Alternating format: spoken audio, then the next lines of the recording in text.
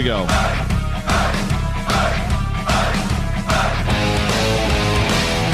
It's Tuesday, April 16th, Wednesday, April 17th. If you're on the East Coast, the pond, down under, or even up north in the Klondike. And this, my friends, is Spaced Out Radio. Hope you had a great day and night. I am your host, Dave Scott, broadcasting to you live from the Great White North on top of the mountains of central British Columbia, right here at SOR headquarters.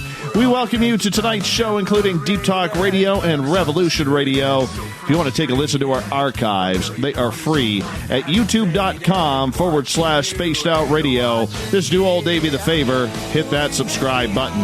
Our website is spacedoutradio.com, where we have a plethora of features for you. You can rock out to Bumblefoot, do a little shopping at our Spaced Out Radio store, read up on Captain Chirk's SOR Newswire, and much more. Tonight's show is brought to you by the YouTube channel Nsuho.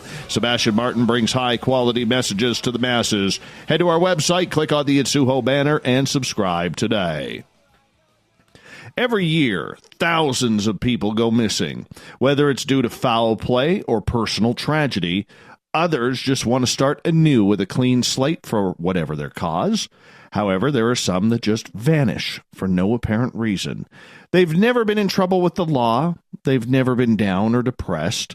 They've never hung out with the wrong crowd. There's no addictions. Life seems good until they're just gone. What is causing this? There are many theories out there, ranging from kidnappings to portals to aliens. Amber Bekkerud is a YouTuber who is looking into this phenomenon.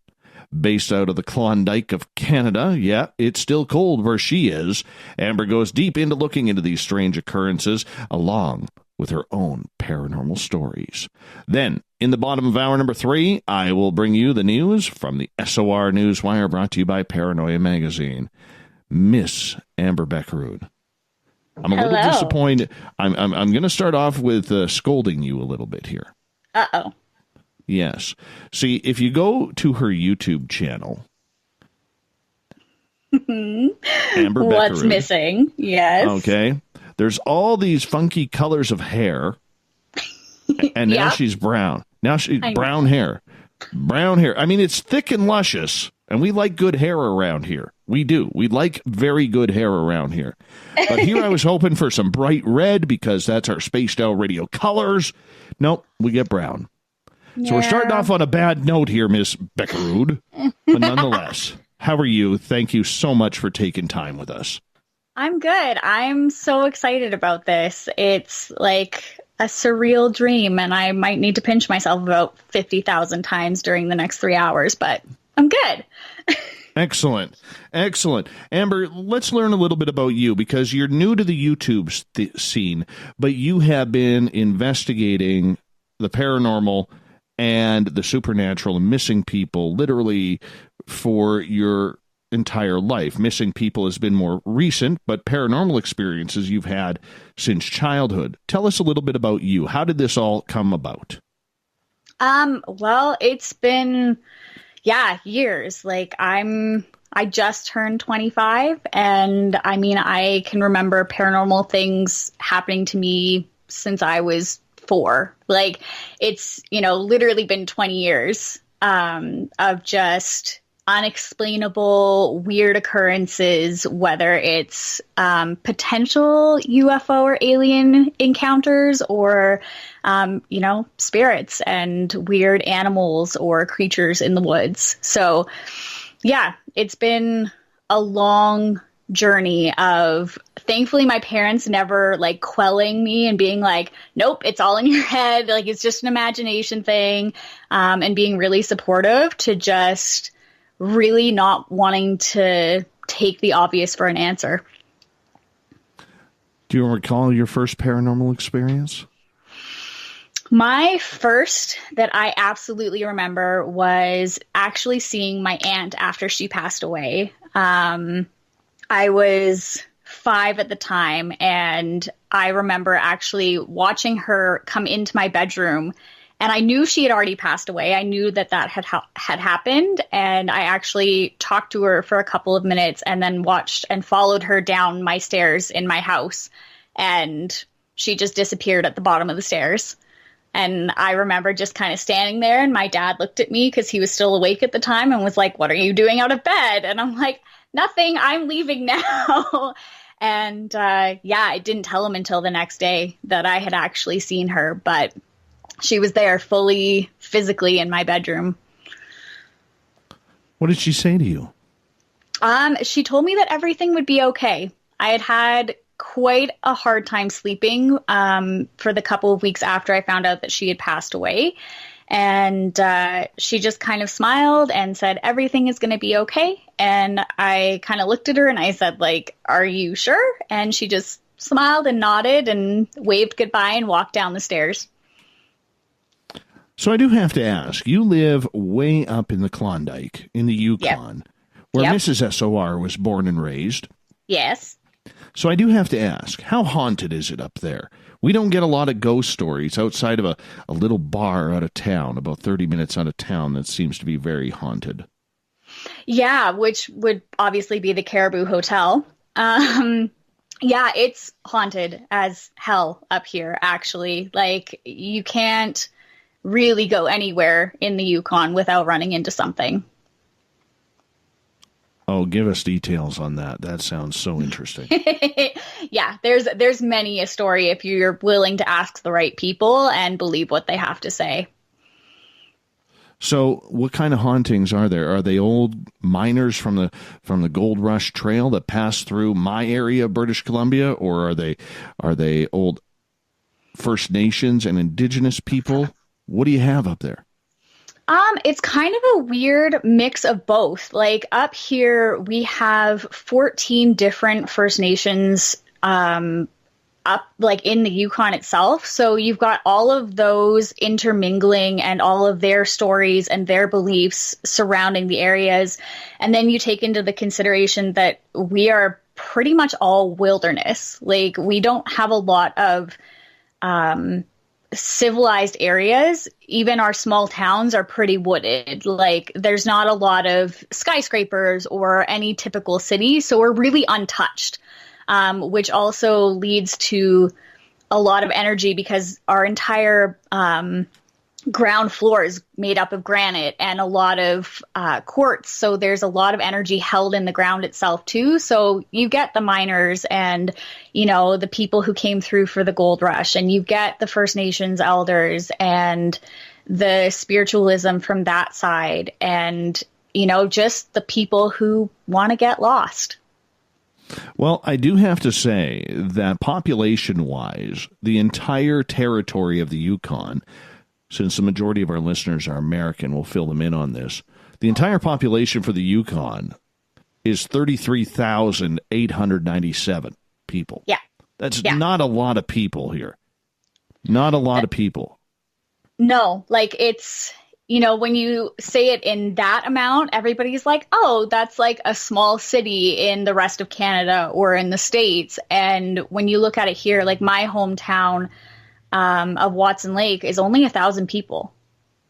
You know, like, there are some communities here that have 50 people.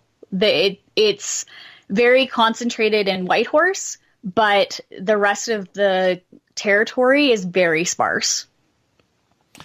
So with that, and we always hear stories coming out of Alaska where there's the Alaskan Triangle that actually enters into the Yukon. There's people having UFO experiences. There's people having Sasquatch experiences. Never mind the 2,500-pound moose that are running around and just angry because they're ugly, right? But yeah.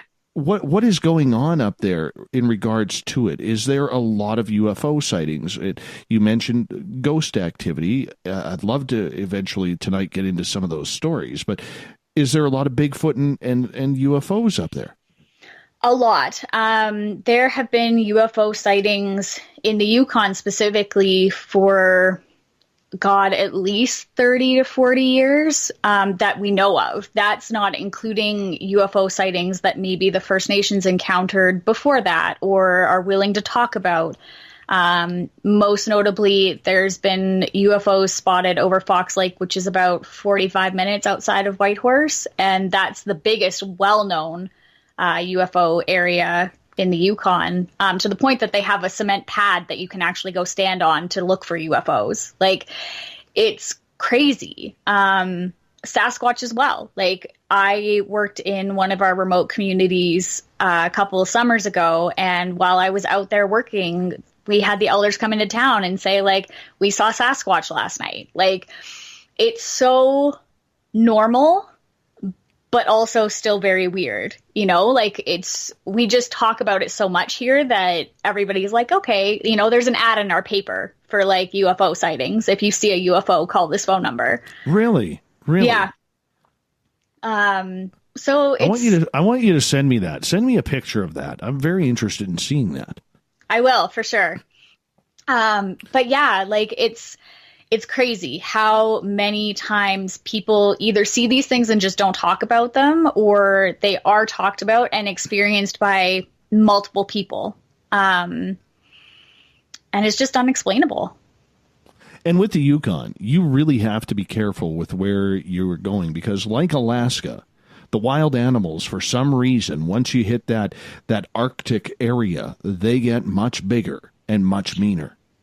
Oh, for sure. And, you know, we have a lot of very unfortunate circumstances. We actually just lost a community member this spring because an emaciated grizzly took out her and her daughter. You know, and you have to bear in mind when you're out in the bush or out in the wilderness looking for all of these other unexplainable things, that there are very real threats living in the bush around you. And you have to be aware of that. See, I'm waiting right now to see my first grizzly bear. I haven't seen a grizzly bear in the wild. Really? Really. I'm waiting. You need to come up here. I like what my buddy Mikey says in the chat room. He says, you are definitely not at the top of the food chain up there. Definitely not. Not at all. But, I mean, in regards to it, and we got grizzly bears around here. Probably, I'd have to drive maybe 25 miles if we put it in American terms in order to get to the grizzlies. Yeah. But they're far and few between as they start to move their way down.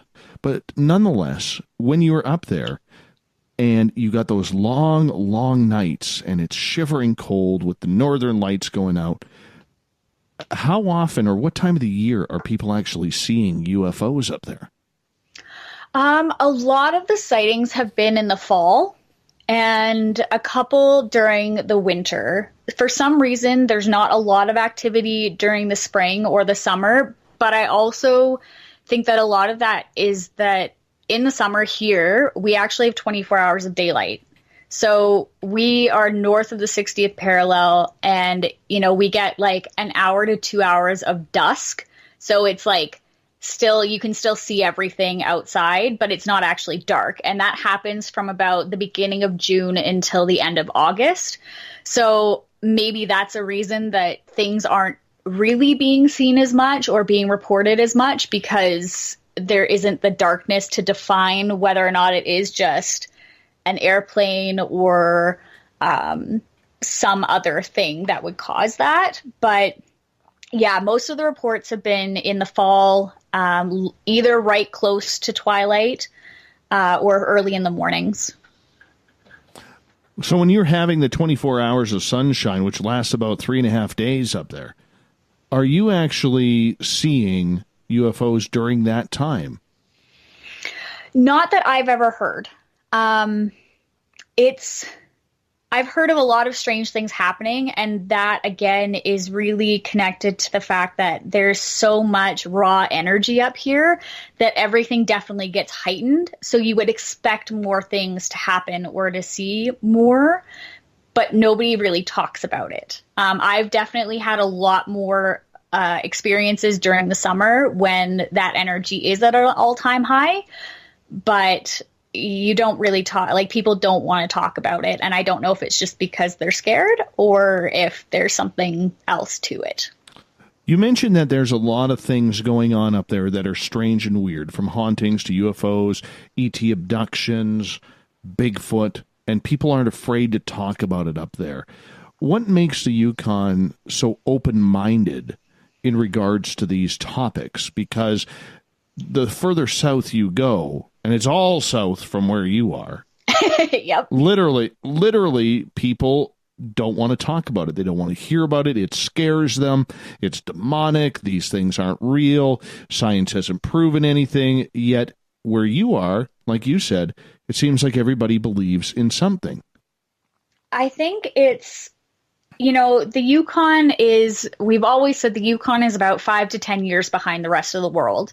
And that goes for, religion, it goes for technology, it goes for anything and everything. And up here, as much as we are backcountry, middle of nowhere, we are also very open. And I think it's part of the connection to the First Nations as well, that we are all just, you might be Catholic, you might be Muslim, you might be any of those things, but you still believe that there is something greater out there in the Yukon that is controlling everything, even if it's not the gods that you believe in. So I think that's why there's more of an even playing ground. And I think a lot of people up here also don't want to admit that they are just spiritual and they take from all walks of life and all aspects of every religion in the world. Of course, we have all of those things here. We just actually got a new mosque here in Whitehorse, which was a really amazing thing. We have churches all over the place, and that is part of our history too, but there's just so many people up here that are just willing to believe everything, that I think it's just the sense of freedom you get from being here, the freedom to just believe what you want. Is it the tie to the First Nations, because that's really their territory and their spiritual awareness that has opened people up throughout time? I believe so. Even when I was in school, we had classes that taught us First Nation history and taught us all of that, from all of their folklore to the history of their people on the land and how to work the land ourselves and how to hunt and fish and do all of those things traditionally. And that was for everybody. It didn't matter where you came from or if you were white, brown, black, whatever, we were all taught those same things and those same values. So I think if you are from here and you've grown up with that, it's just easier to accept everything that comes out of it. And it's really interesting talking to people who aren't from here, who've moved here, and they're like, wow, like you guys just believe everything. And it's like, well, yeah, because we don't have everything else about the world really pushing us down, I hear you there. Now, on Twitter at #SpacedOutRadio, Mr. Skeptic, who I think lives in Nevada or California. I think Nevada. I always cold shame them during the winter. How cold did it get up there this year? Actually not that cold. And that is definitely global warming for you. It only maybe got to minus 40 Celsius like once. So that equates to a minus 40 Fahrenheit. Yeah. Coldest got here this year, I think, was minus 31 Celsius. So it got to minus 36 one day. But I was sleeping when that happened. So topped out, I think, my coldest day that I know this year was minus 31, which would be about minus 28 Fahrenheit. So he's all rubbing it in that you beat me on the cold front this year. Yeah, it was definitely not the coldest I've seen it here, but it was cold for sure. How do you deal with the cold up there? You hibernate. You got it. You have to dress for the weather. I would be lying if I said that, people just wore regular jackets, but everybody has a parka or a, Canada Goose jacket and lots of layers, lots and lots of layers. And you try to avoid going outside as much as possible. Yes, it hurts. That temperature hurts. It does hurt. There's nobody wearing a short skirt and high heels in winter there. Definitely not. Although, if it's Halloween, that's a whole nother ball game and it doesn't matter. Oh, of course. That's what Fireball is for. Exactly. Throw a little turpentine in the system and you'll be just fine. You will be just fine. We got about 2 minutes here before we need to go to break here. Amber Bekkerud is our guest tonight. We're going to get into missing people coming on up.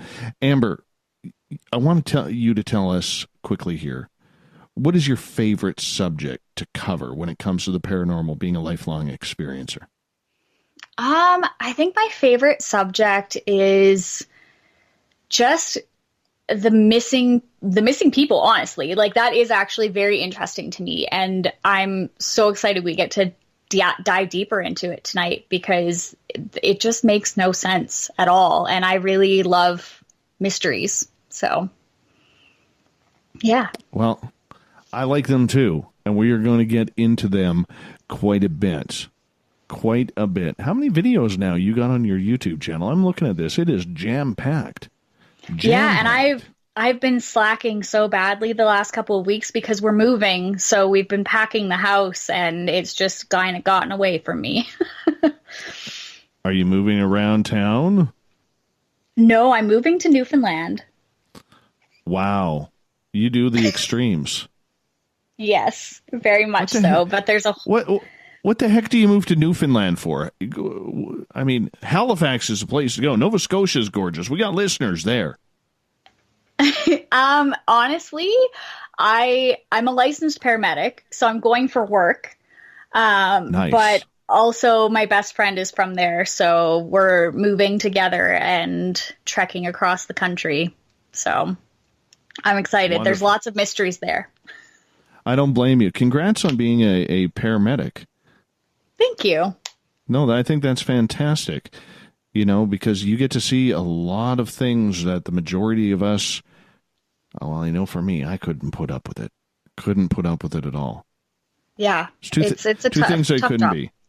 Two things I couldn't be. I couldn't be a police officer, because the minute I saw like a woman or a child being hurt, I would go probably across the line of the law. And I couldn't be a paramedic because I got a queasy stomach. We're going to hold it right there, my friend. Amber Bekkerud is our guest tonight on Spaced Out Radio. She has a fledgling YouTube channel that she gets into the weird and strange, and we're going to get into some missing people coming up with Amber. She's got one hell of a tattoo sleeve, too, on her left arm. Looks good. Great hair as well. We'll be back with a second half hour of Spaced Out Radio right after this.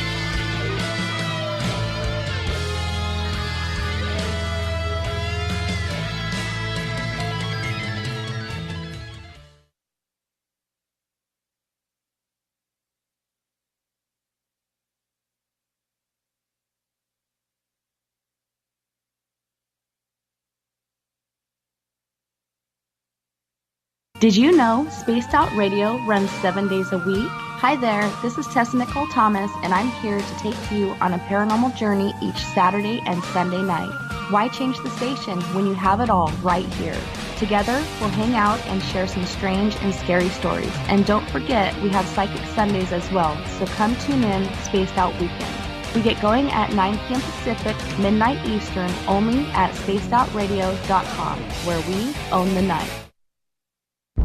Are you intrigued by Paranormal Talk Radio? You'll love the new Paranormal Radio app from TalkStream Live. You'll find a great selection of talk shows covering UFOs, ghosts, strange phenomena, and much more. Download the Paranormal Radio app now and start listening to the very best in paranormal talk entertainment, including the network you're listening to right now, the Paranormal Radio app, free in Google Play and the iOS App Store. Looking for a place to advertise at a very reasonable cost? Look no further than Spaced Out Radio. SpacedOutRadio.com has an advertising tab that you can click to check out our daily, weekly, and monthly packages to play on the radio, or our website including social media. From commercial spots to banners, we have it all. Check out our competitive pricing today. Hello, this is your guitar man, Ron Bumblefoot Thal, and I have to tell you, I love the response I get for Little Brother is Watching from Spaced Out Radio fans. It's amazing how music can inspire and make people think deeper about what's going on in the supernatural world. You can head over to my website, bumblefoot.com, to check out my music, my guitar workshops, my touring, even check out some of the hot sauces that I'm working on.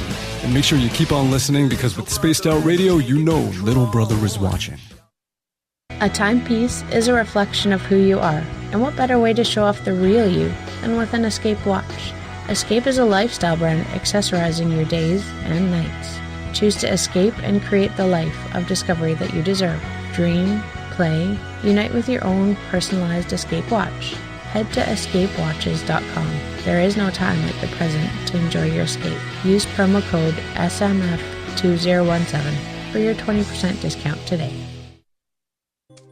We're bringing scientific thought to the paranormal. Hi there, this is Spaced Out Radio scientist Chris Cogswell. Join me, Chris Zuger, and Dave Scott the second Wednesday of every month, where we break down the who from the woo when it comes to everything paranormal. We'll investigate and try to bring sensible answers to those straight and sometimes outlandish questions people have. Hey, not everything has an answer, but we'll do our best. Listen in to Reality Paranormal only on Spaced Out Radio.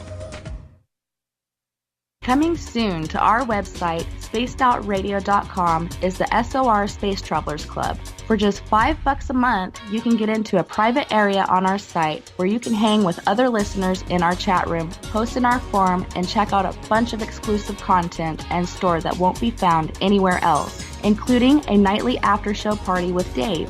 It's going to be the best $5 a month you're going to spend. The SOR Space Travelers, only at spacedoutradio.com. Come get spooked at the 4th Annual Forest Moon Paracon in Cedar-Woolley, Washington, Saturday, September 28th. UFOs, ghosts, aliens, Bigfoot. Speakers include Mike Morin and Jason Jordan, R. Keith Andrews, and Dave Scott from Spaced Out Radio, and so much more. There will be workshops and a VIP roundtable. Get early bird tickets now at fmparacon.com.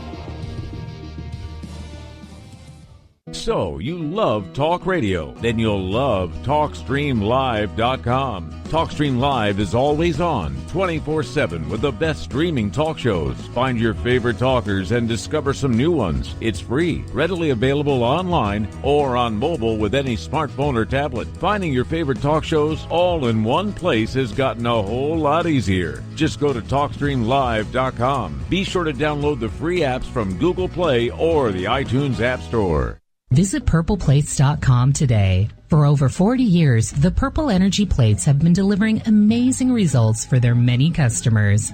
Inspired by the great genius Nikola Tesla, the harmony, healing, and energetic effects of the plates have proven over and over to be beneficial and often miraculous to thousands of customers. Check their site for daily specials and choose from their many energy products. You won't be sorry. Visit them today at purpleplates.com. You hear footsteps in the empty room above you. A rocking chair begins rocking by itself. Don't be afraid of the things that go bump in the night. Reach for Spirit Storybox, the iPhone app the Huffington Post UK called the only ghost hunting app you will ever need. Spirit Storybox. The spirits are telling their stories. Are you listening? Heading to Vancouver and looking for a night on the town? The Moose Vancouver is the bar that never stops rocking until 2 a.m. every night. The Moose has great food with everything on the menu from $6.95 to $8.95. Fantastic, vibrant staff and rock and roll that will bring you back to when the music was real, the hair was long, and the guitars were rocking. Get your party on at the Moose Vancouver, the official party bar of Spaced Out Radio. Coming up this September 21st and 22nd, all UFO eyes will be focused on Toronto for the 4th Annual Alien Cosmic Expo. Come listen to some of the biggest names and experiencers in ufology. Travis Walton, Paul Hellyer, Richard Dolan, Paula Harris, Grant Cameron, Randy Kramer, and Spaced Out Radio's own Dave Scott. Tickets are on sale now at aliencosmicexpo.com. Are you tired of being blocked, shadow banned, or placed in jail for simply posting your thoughts on social media? Social Media Freedom can take care of that for you. Social Media Freedom is the newest and one of the best free new apps that allows you the freedom to post what you want when you want. It takes seconds to download from your app store. Come join the tribe at Social Media Freedom. It's time to set yourself free.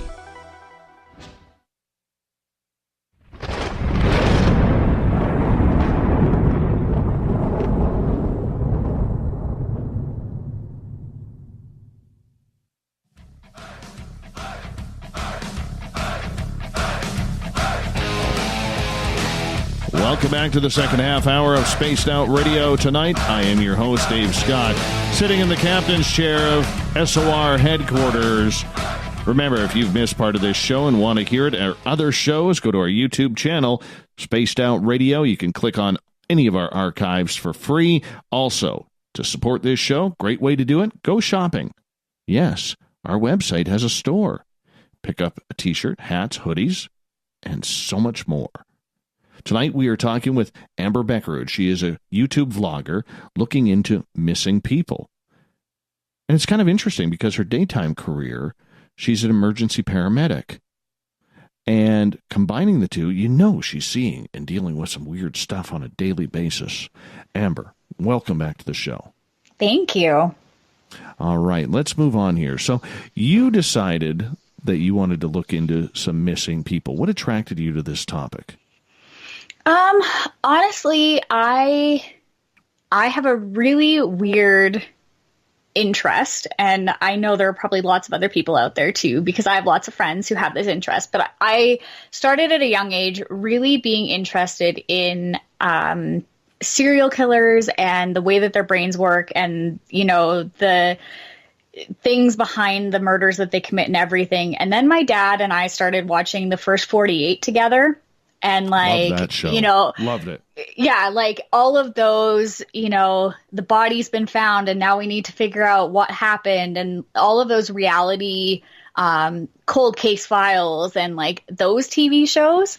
So that was all kind of how I was brought up. My dad was a justice of the peace. So, you know, the law and missing people was kind of normal in my everyday life. And, yeah, then I started hearing about people just going into the woods and disappearing, never being found again. And as I got older, I started learning about, you know, planes that went missing for no reason.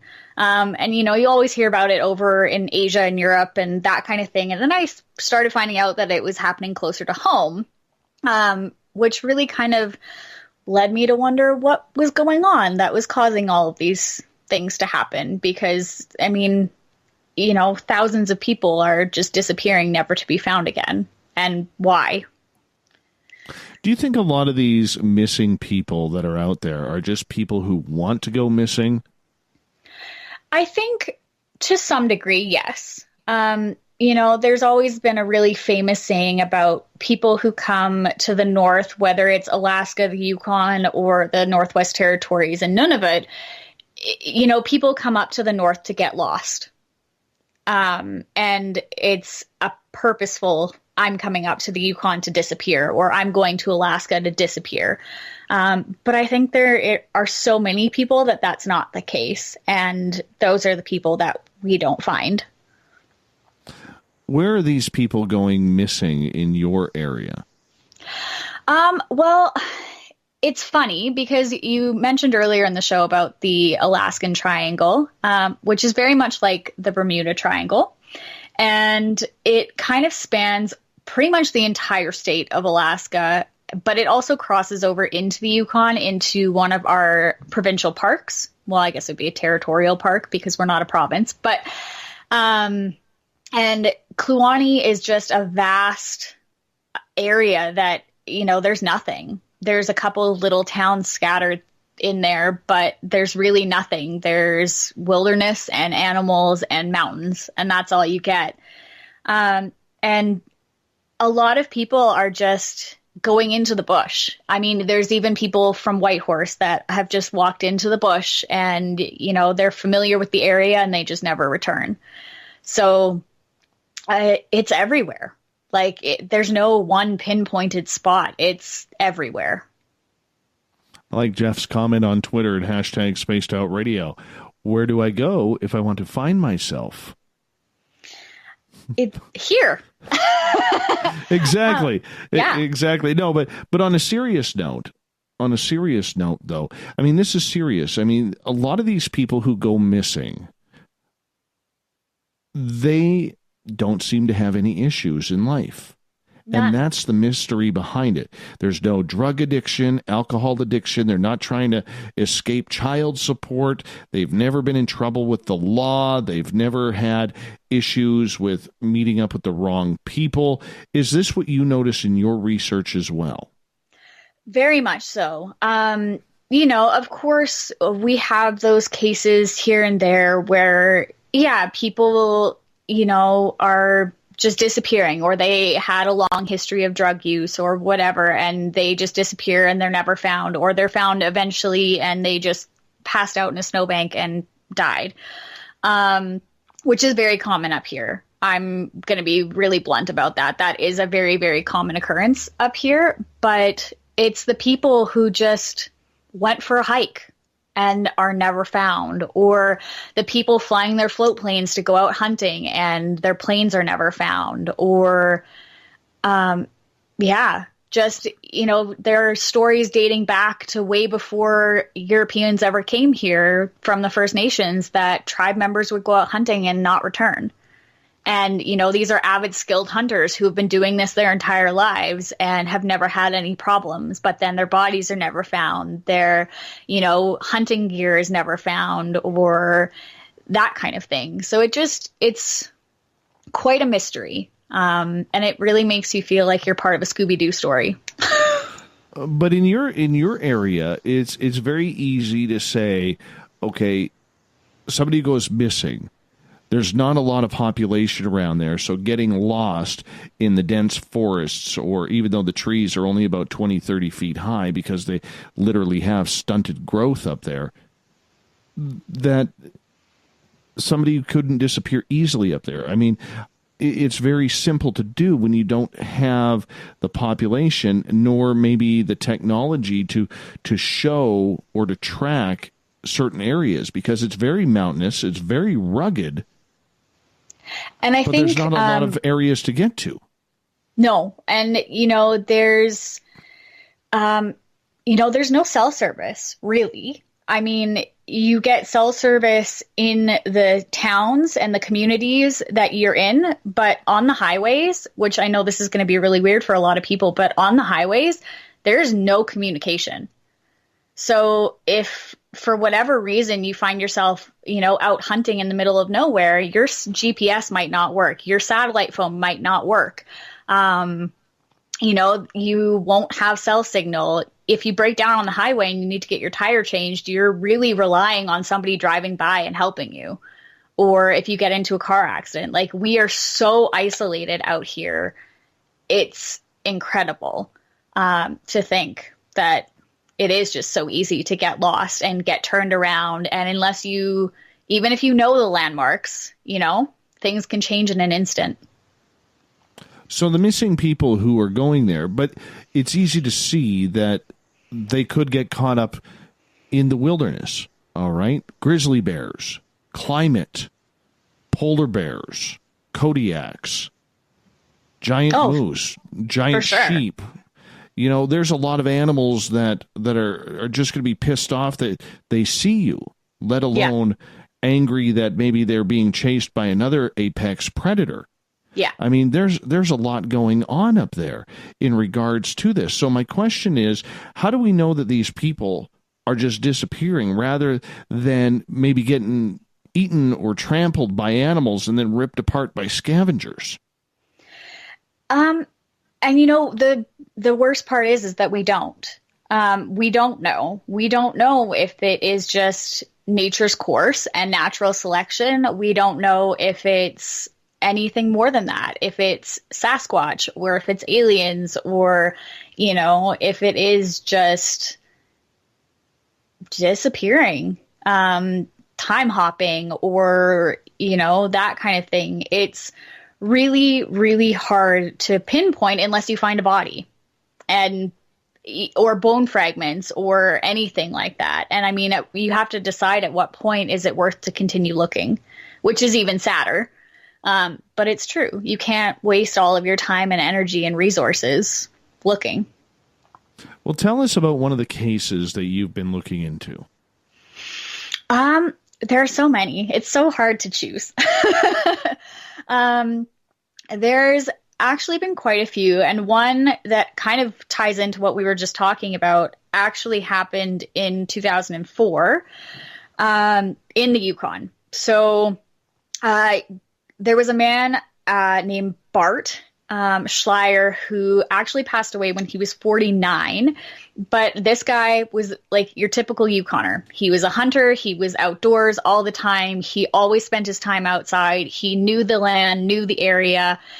He chartered a moose hunt for 2 weeks by himself.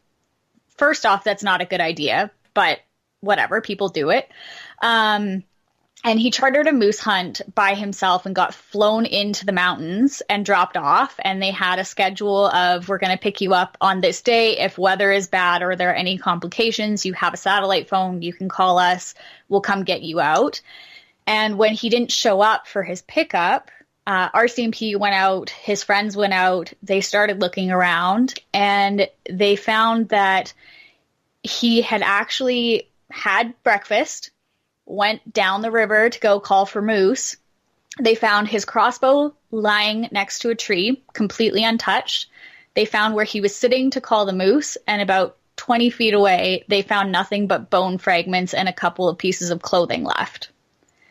And they eventually did identify that it was him, but the moss where his body was found, or what was left of his body was found, was completely undisturbed.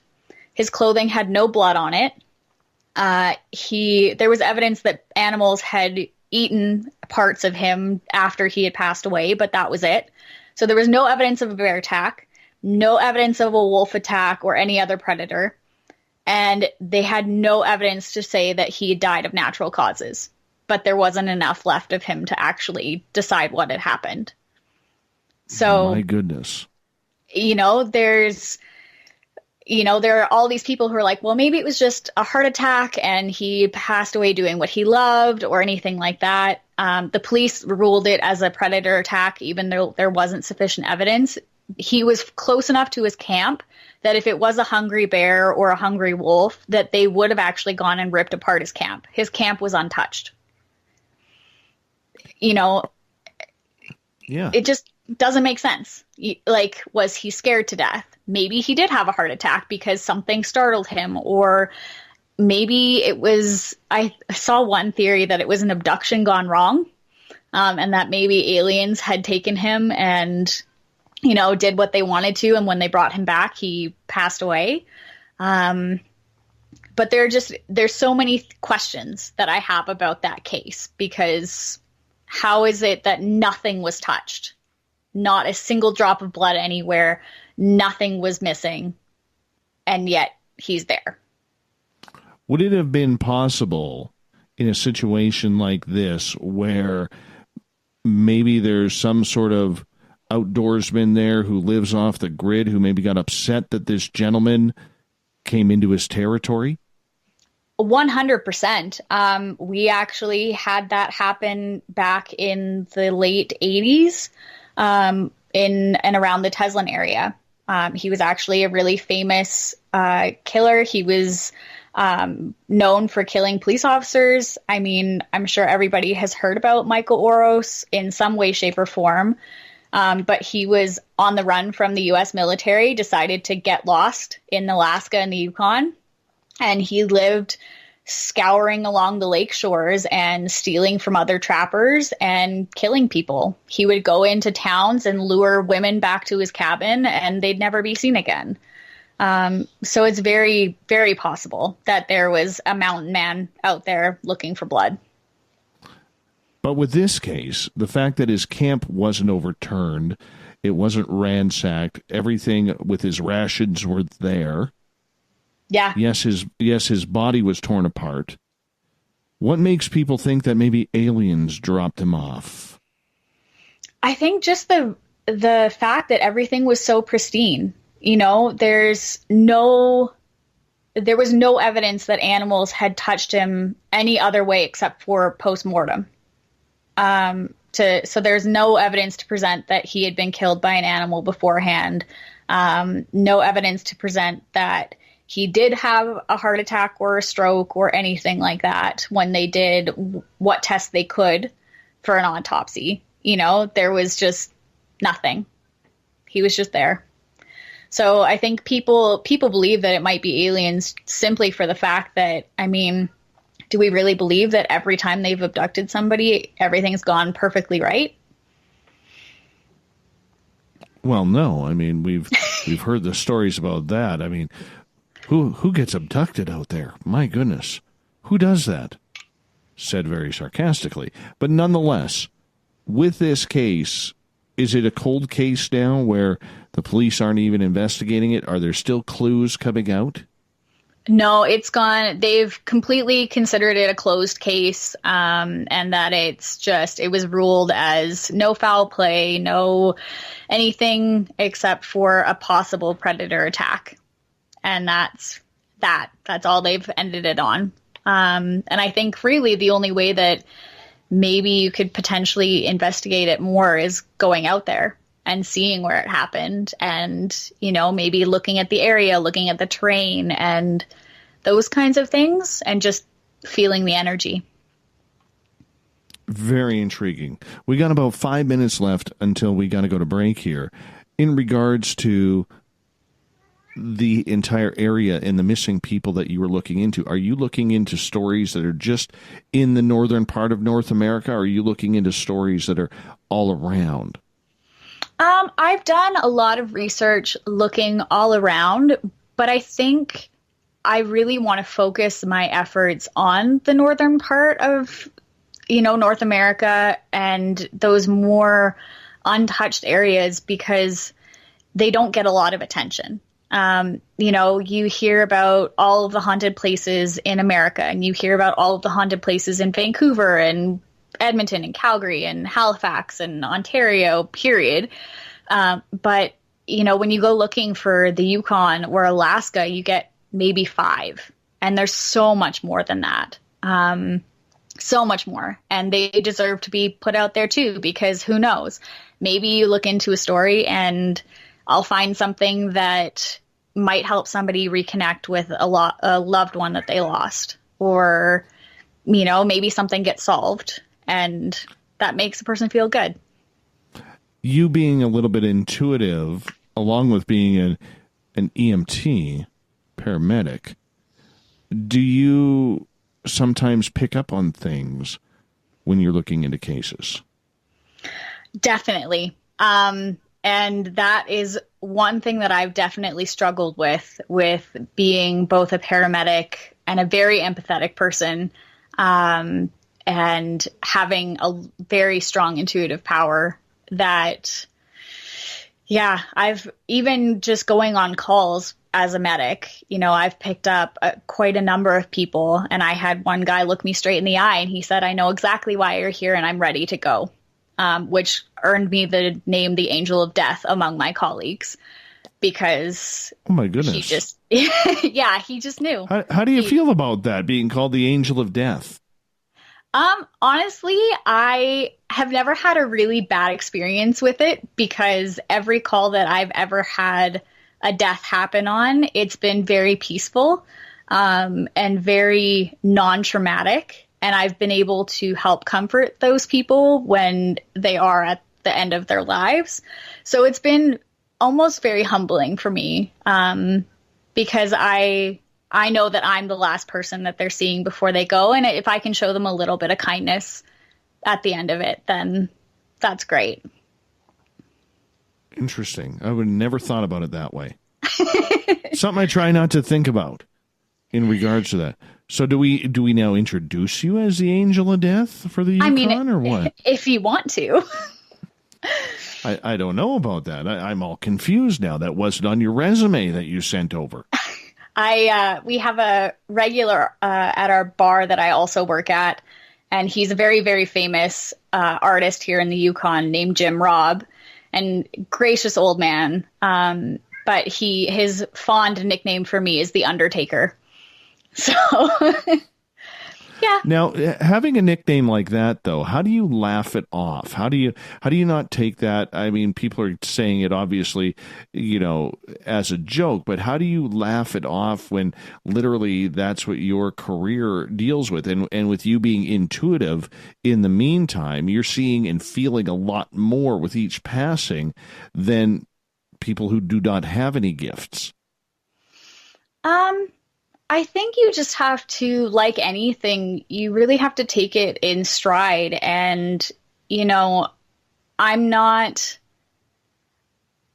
showing up to actually do the taking, I guess, I'm not being a reaper. I'm just showing up at that moment when people need somebody the most, and they might not necessarily have family or, we have a lot of people who come up here, elderly people who come up here, and they actually plan trips up here to die up here, which I have come across as well, and picked up people that are on their deathbed, and, they just smile at me and they say, I know, it's okay.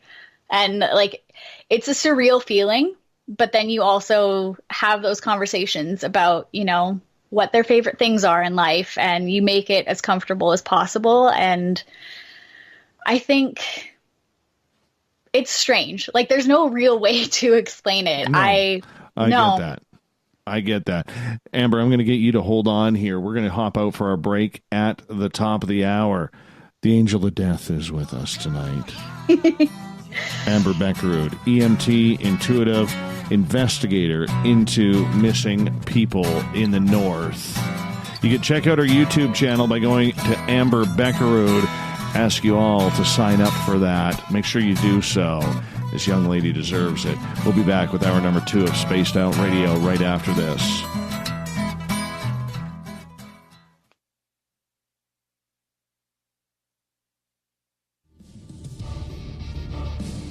Come get spooked at the 4th Annual Forest Moon Paracon in Cedar-Woolley, Washington, Saturday, September 28th. UFOs, ghosts, aliens, Bigfoot. Speakers include Mike Morin and Jason Jordan, R. Keith Andrews, and Dave Scott from Spaced Out Radio, and so much more. There will be workshops and a VIP roundtable. Get early bird tickets now at fmparacon.com.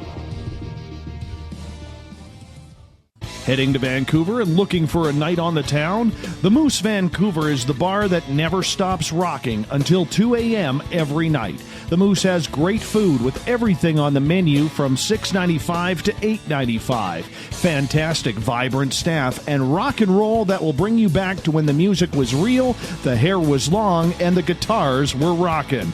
Get your party on at the Moose Vancouver, the official party bar of Spaced Out Radio.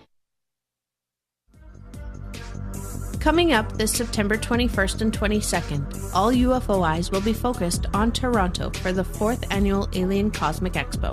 Come listen. We're bringing scientific thought to the paranormal. Hi there, this is Spaced Out Radio scientist Chris Cogswell. Join me, Chris Zuger, and Dave Scott the second Wednesday of every month, where we break down the who from the woo when it comes to everything paranormal. We'll investigate and try to bring sensible answers to those straight and sometimes outlandish questions people have. Hey, not everything is an answer, but we'll do our best. Listen in to Reality Paranormal only on Spaced Out Radio. Looking for the stories of the strange and weird that you will find hard to find anywhere else? Check out the SOR Newswire on our website. Our writers, led by Captain Shirk, are scouring the world for the oddest and most bizarre stories we can find. Everything from weird crime to suspenseful and paranormal. We're working hard for you to bring you the most intriguing news of your day. Check out the SOR Newswire at spacedoutradio.com today. Coming soon to our website, spacedoutradio.com, is the SOR Space Travelers Club. For just $5 a month, you can get into a private area on our site where you can hang with other listeners in our chat room, post in our forum, and check out a bunch of exclusive content and store that won't be found anywhere else, including a nightly after-show party with Dave. It's going to be the best $5 a month you're going to spend. The SOR Space Travelers, only at spacedoutradio.com. The Call of the Wild is in Vancouver. The Moose Vancouver is one of the hottest bars and restaurants in the city. Open until 2 a.m. nightly, the Moose will rock you like a hurricane all night long. Great food with everything on the menu at $6.95 near the corner of Nelson and Granville. Get your horns up and come rock with us. The Moose Vancouver, the official rocking bar of Spaced Out Radio.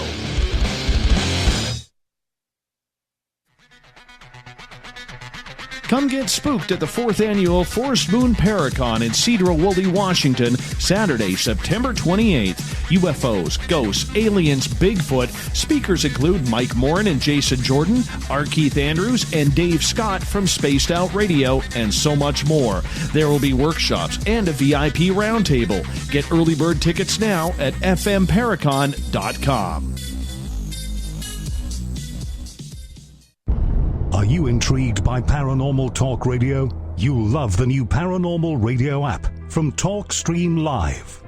You'll find a great selection of talk shows covering UFOs, ghosts, strange phenomena, and much more. Download the Paranormal Radio app now and start listening to the very best in paranormal talk entertainment, including the network you're listening to right now, the Paranormal Radio app, free in Google Play and the iOS App Store. Looking for a place to advertise at a very reasonable cost? Look no further than Spaced Out Radio. SpacedOutRadio.com has an advertising tab that you can click to check out our daily, weekly, and monthly packages to play on the radio, or our website including social media.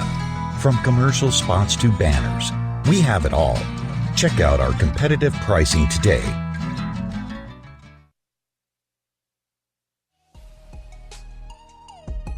Canada's largest UFO conference is ready to roll in Toronto this September 21st and 22nd at the Alien Cosmic Expo. This year is about the experience. Listen to the stories of Dave Scott, Travis Walton, Paula Harris, Grant Cameron, Ryan Stacey, Richard Dolan, Leslie Mitchell-Clark, and more. Get your tickets now at aliencosmicexpo.com.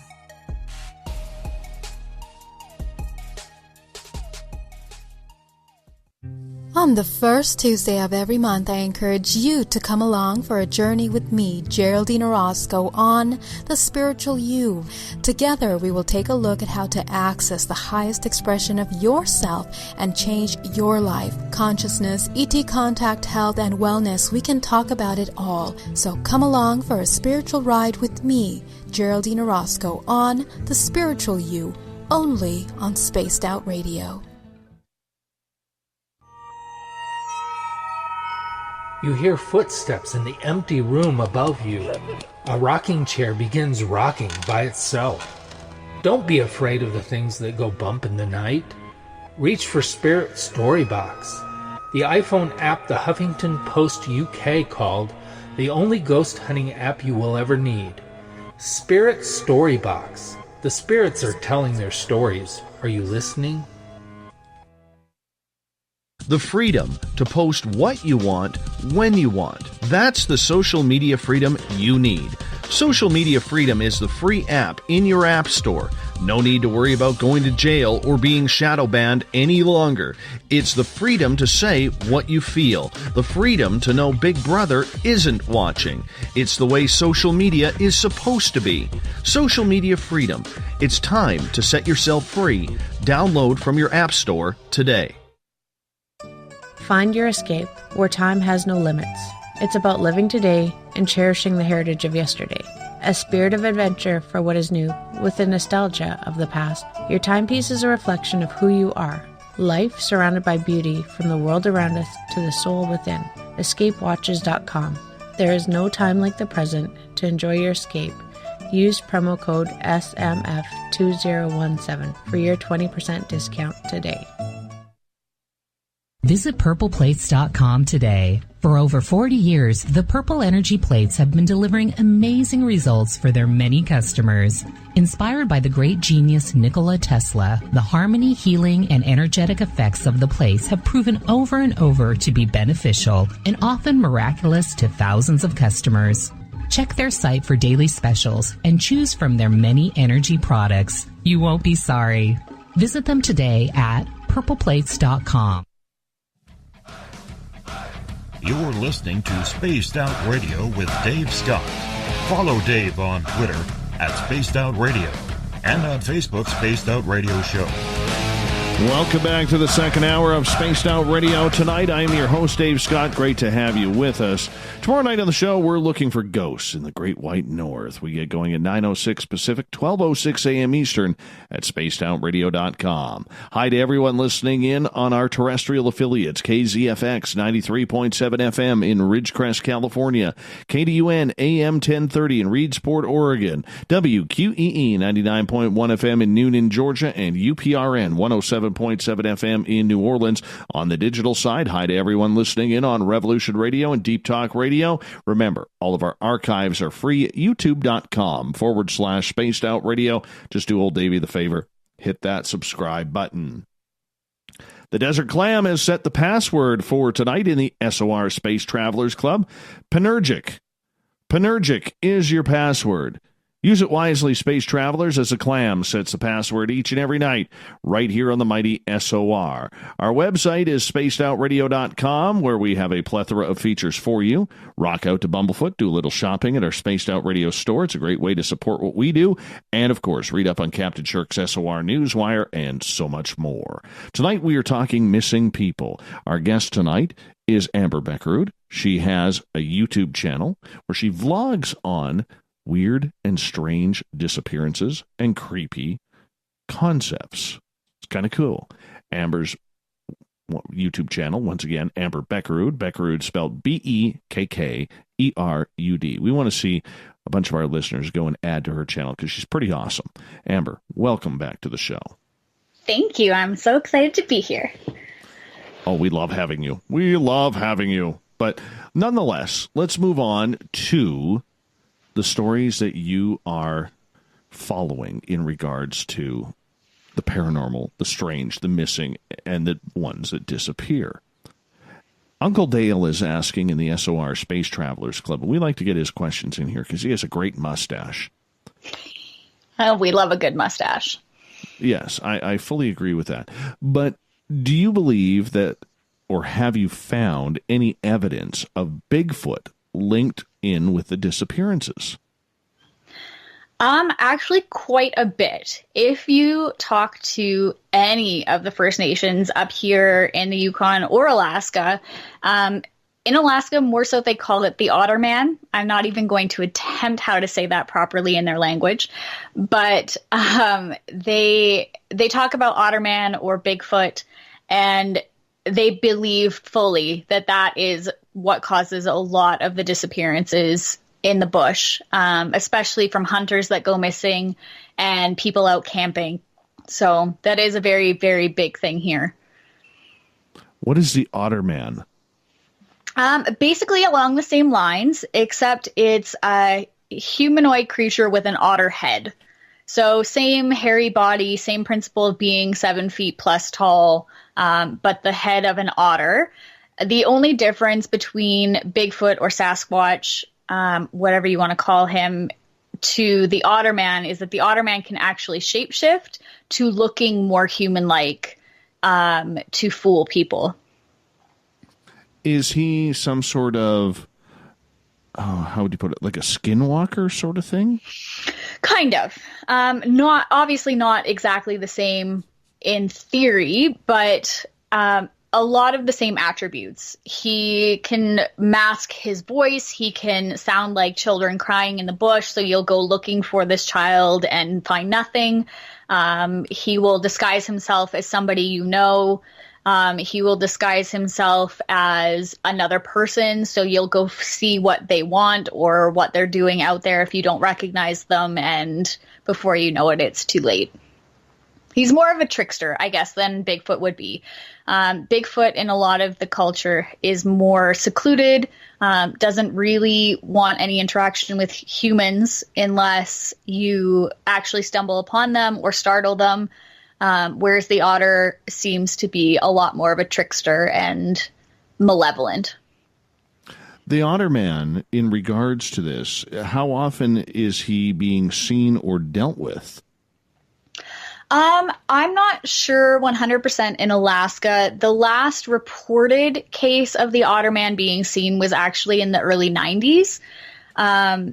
But I couldn't find any reports of him since then. And I don't know if it's just that people aren't talking about it or if they're just saying, oh, it's Bigfoot. And so there's a lot of misidentification between the two of them. It's really hard to say. Very interesting. Very interesting. I didn't know that the North had their own skinwalker type creature up there. Yeah, neither did I until I started looking into everything. I mean, I knew of skinwalkers, of course, and then I knew of Bigfoot, but I didn't realize there was kind of a creature that mashed the two together. Interesting. We're going to ask John Tenney about that coming up here. Oh, that's next month. We'll ask David Weatherly about that. See if he's going to look for Otter Man at all. That's just absolutely intriguing. I'm very curious because one of your videos that you have on your YouTube channel, which is named after you, Amber Bekkerud, is about the 16,000 people that have gone missing in the Alaskan Triangle. Yeah. Yeah. Fill us in what you learned. So the Alaskan Triangle is actually quite a large chunk of the state of Alaska. The borders are the very north tip, which is a little tiny community that, if it's coming to my brain, hopefully somewhere around here, that is very coastal. Like it's right on the very, very, very edge of Alaska, and then it also comes down to Anchorage and then over to Juneau. So if you can Google search it, of course, and you see lots of maps. And it's just considered the Bermuda Triangle of Alaska. So it ranges from Barrow to Anchorage and then across to Juneau and back up, which is, it looks like it's not a lot of space, but there's a lot of wilderness in there. And it's actually plane crashes that have never been found. But the last count that they did, there is actually over about 65,000 people that have gone missing, and growing since at least 1980. They estimate that about 1,000 people, per month go missing in Alaska, which is the highest per capita in the States. That is crazy. 1,000 people per month. Yeah. That's got to keep the military and or the police very, very busy.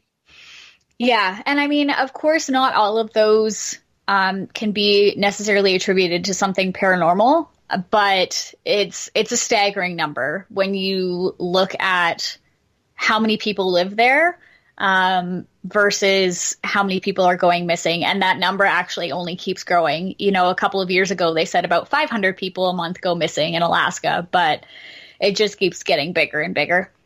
Is that just in the Triangle or the entire state? In the entire state, collectively. In the Triangle, they estimate that it's about 16,000, but that's just an estimation. They don't actually know what the specific numbers are. So for a lot of these people who are going missing in the cases that you have followed, do you think that they are being taken, maybe walking into portals? What's your estimations? What are you hearing up there? Honestly, I would wonder if they're actually going through portals. That is something that has crossed my mind just from the descriptions of the cases themselves and what has happened. Or are they just simply being swallowed up by nature? And not necessarily being taken by Otter Man or anything like that, but just nature itself. You know, there's 350,000 square miles of unexplored, uncharted territory there. So somebody gets lost in there, you're never going to find them. Whether it's a plane crash or somebody just walking into the woods. Has anybody ever reported seeing any portals or watching people walk into these or creatures walking out? There have been a couple. There have definitely been some mutterings around portals happening and people losing time or having time warps. And people have definitely reported seeing spacecrafts in that area as well. I actually had the chance to talk to a guy who was in the military in Alaska a couple of weeks ago, and I asked him if he had ever seen anything, and he said he had never seen anything himself, but he heard a lot of stories of spacecrafts being seen by the military up there. So well, there's a lot of belief too that there are some bases up there that are actually holding some secret military aircraft as well up there, because it's an easy place to hide them. Yeah. Have you ever heard of that? I would believe it. I would 100% believe that. You know, like I said, it'd be pretty easy to just carve out a little section in a mountain somewhere and nobody would know any different.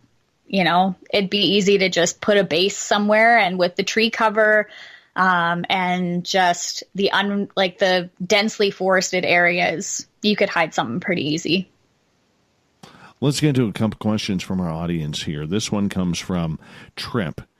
Amber, have you thought about playing your patient's favorite music and getting a VR virtual reality headset and playing videos of their favorite places, locations for your hospice patients? That would be a really cool idea. I like that. I think for me, what's really different for what I do is that I'm more of the in-between transportation. I did do a stint in a long-term care facility for a little bit, but that would be a really cool thing. I think it would make people a lot happier, honestly. Could very well be. Could very well be. Another question coming from our listeners in the Spreaker chat.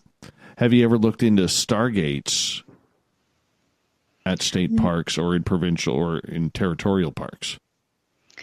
Not in territorial provincial parks. I did watch a video at one point on YouTube that kind of explained a little bit about it.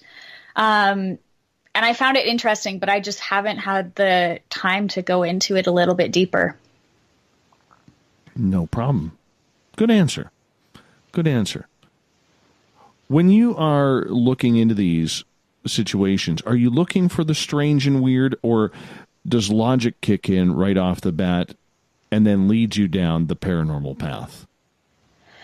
It's a little bit of both. You know, I do go into it with a very skeptic and open mind. And, you know, it's really hard for me, being somebody that is a medic, based on science and all of those kinds of things, to look at something immediately and be like, nope, it's paranormal, definitely. And of course, with my upbringing of living off the land and being very spiritually open, it's hard to not just be like, of course, it's something weird and crazy and creepy. But there's also the side of me that definitely goes into things being like, okay, well, did they just get lost? Did they slip and fall? Is that what happened? Did they, you know, get attacked by a bear? Did they do all of those things? But when the cases present you with all of the facts and there's no way around them, you kind of have to realize that maybe there's something more to it. Tell us another strange story that you've been following. Let's see. I was trying really hard to find and kind of narrow it down in preparing for tonight. So one of the ones that I thought was actually really interesting that is more about Canada than the States is there. I don't know if anybody else has heard about it, but there was a Japanese psychiatrist that went missing in Yellowknife back in 2015. And she flew over by herself, young female, had planned her vacation, which up here, Japanese tourism is huge. Like, that's not something weird for up here because of the Northern Lights. They come here all the time. We see them all year round. And for women to travel from Japan by themselves is actually not that strange. They usually get over here and then they meet up with all of the other lone travelers and they just kind of group together and go about. But what was incredibly strange about this woman is that she had no prior history of depression or suicidal thoughts or anything like that. She booked this trip to come through a travel agency to come to Yellowknife, which is in the Northwest Territories. You have to fly in. There's no roads. And she booked the trip, got there, was totally normal, was happy, friendly to everybody she met, went sightseeing, did all of those things, and then didn't show up.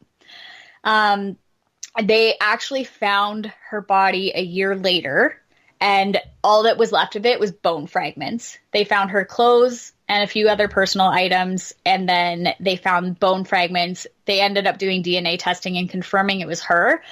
But what makes it even weirder is that apparently there's a letter she wrote to a friend that they thought and have deemed was a suicide note, but that note is now missing.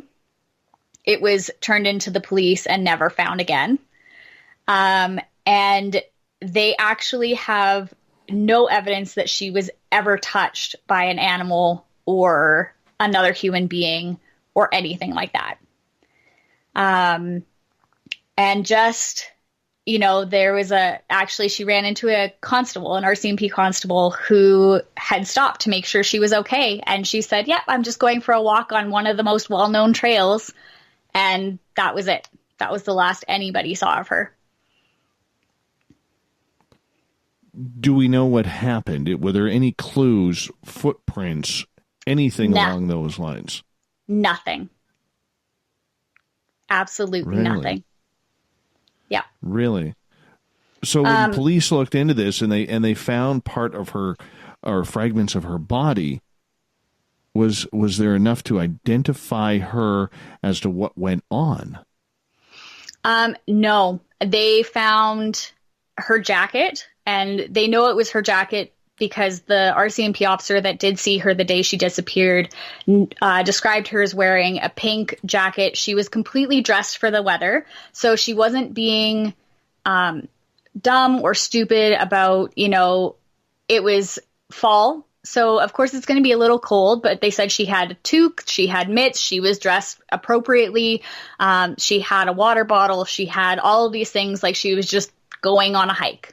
And they found all of those things and then a few bone fragments, and that's it. Go ahead. Sorry. They do think that there might have been a little bit of foul play in some sense, whether it was with an animal or whatnot, because the bone fragments were scattered along a certain area instead of just focused in one spot. So it doesn't necessarily look like she just got hypothermia and passed away that way. But there was a lot of mutterings among the locals that maybe she had run into Sasquatch, and it was just one of those unfortunate circumstances where they freaked out because they got scared and attacked her.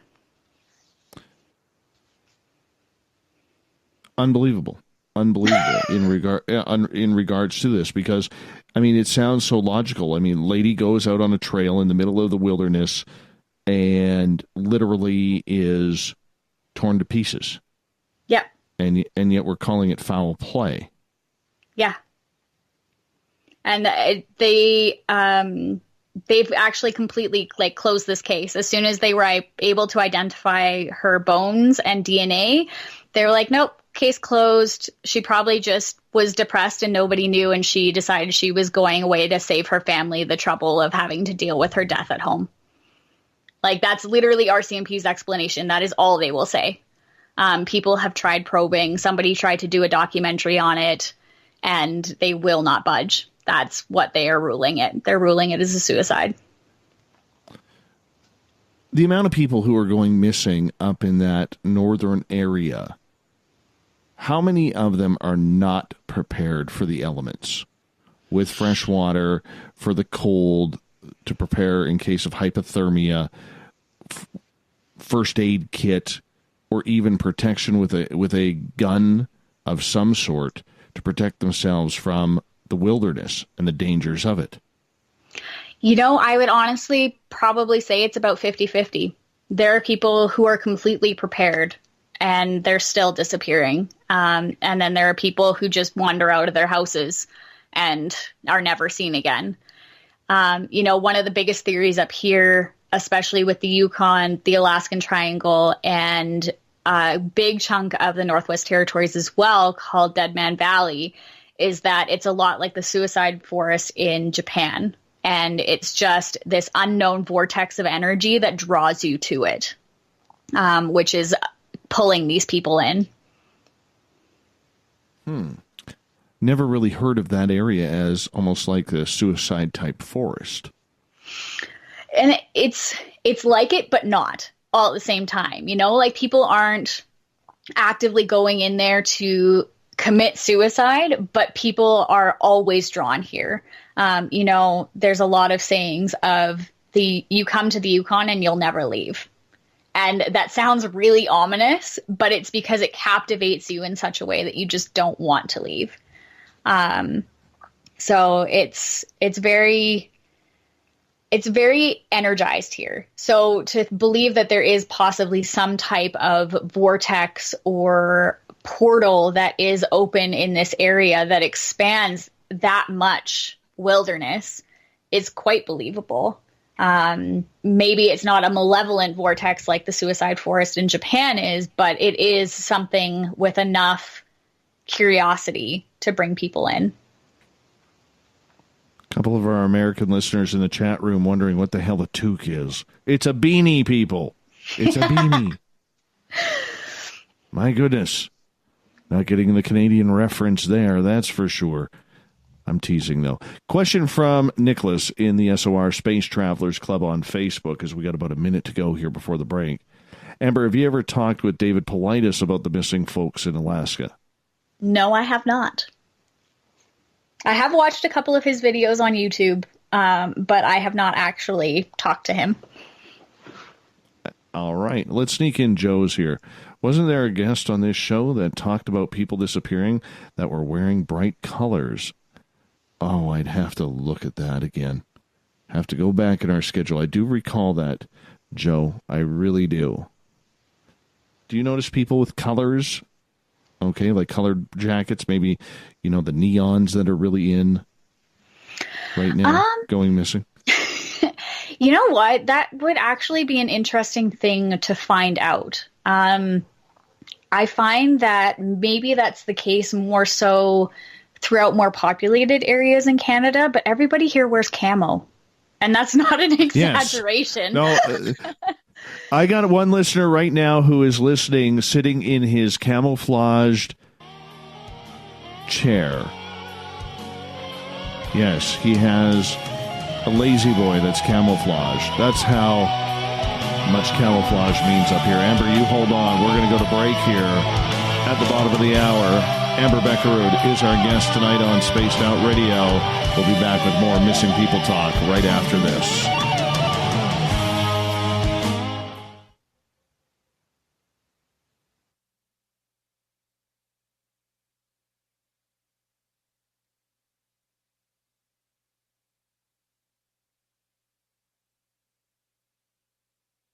Visit purpleplates.com today. For over 40 years, the Purple Energy Plates have been delivering amazing results for their many customers. Inspired by the great genius Nikola Tesla, the harmony, healing, and energetic effects of the plates have proven over and over to be beneficial and often miraculous to thousands of customers. Check their site for daily specials and choose from their many energy products. You won't be sorry. Visit them today at purpleplates.com. Come get spooked at the 4th Annual Forest Moon Paracon in Cedar-Woolley, Washington, Saturday, September 28th. UFOs, ghosts, aliens, Bigfoot. Speakers include Mike Morin and Jason Jordan, R. Keith Andrews, and Dave Scott from Spaced Out Radio, and so much more. There will be workshops and a VIP roundtable. Get early bird tickets now at fmparacon.com. Are you intrigued by Paranormal Talk Radio? You'll love the new Paranormal Radio app from TalkStream Live. You'll find a great selection of talk shows covering UFOs, ghosts, strange phenomena, and much more. Download the Paranormal Radio app now and start listening to the very best in paranormal talk entertainment. including the network you're listening to right now, the Paranormal Radio app, free in Google Play and the iOS App Store. You hear footsteps in the empty room above you. A rocking chair begins rocking by itself. Don't be afraid of the things that go bump in the night. Reach for Spirit Storybox, the iPhone app the Huffington Post UK called the only ghost hunting app you will ever need. Spirit Storybox. The spirits are telling their stories. Are you listening? Are you tired of being blocked, shadow banned, or placed in jail for simply posting your thoughts on social media? Social Media Freedom can take care of that for you. Social Media Freedom is the newest and one of the best free new apps that allows you the freedom to post what you want when you want. It takes seconds to download from your app store. Come join the tribe at Social Media Freedom. It's time to set yourself free. Looking for a place to advertise at a very reasonable cost? Look no further than Spaced Out Radio. SpacedOutRadio.com has an advertising tab that you can click to check out our daily, weekly, and monthly packages to play on the radio, or our website including social media. From commercial spots to banners, we have it all. Check out our competitive pricing today.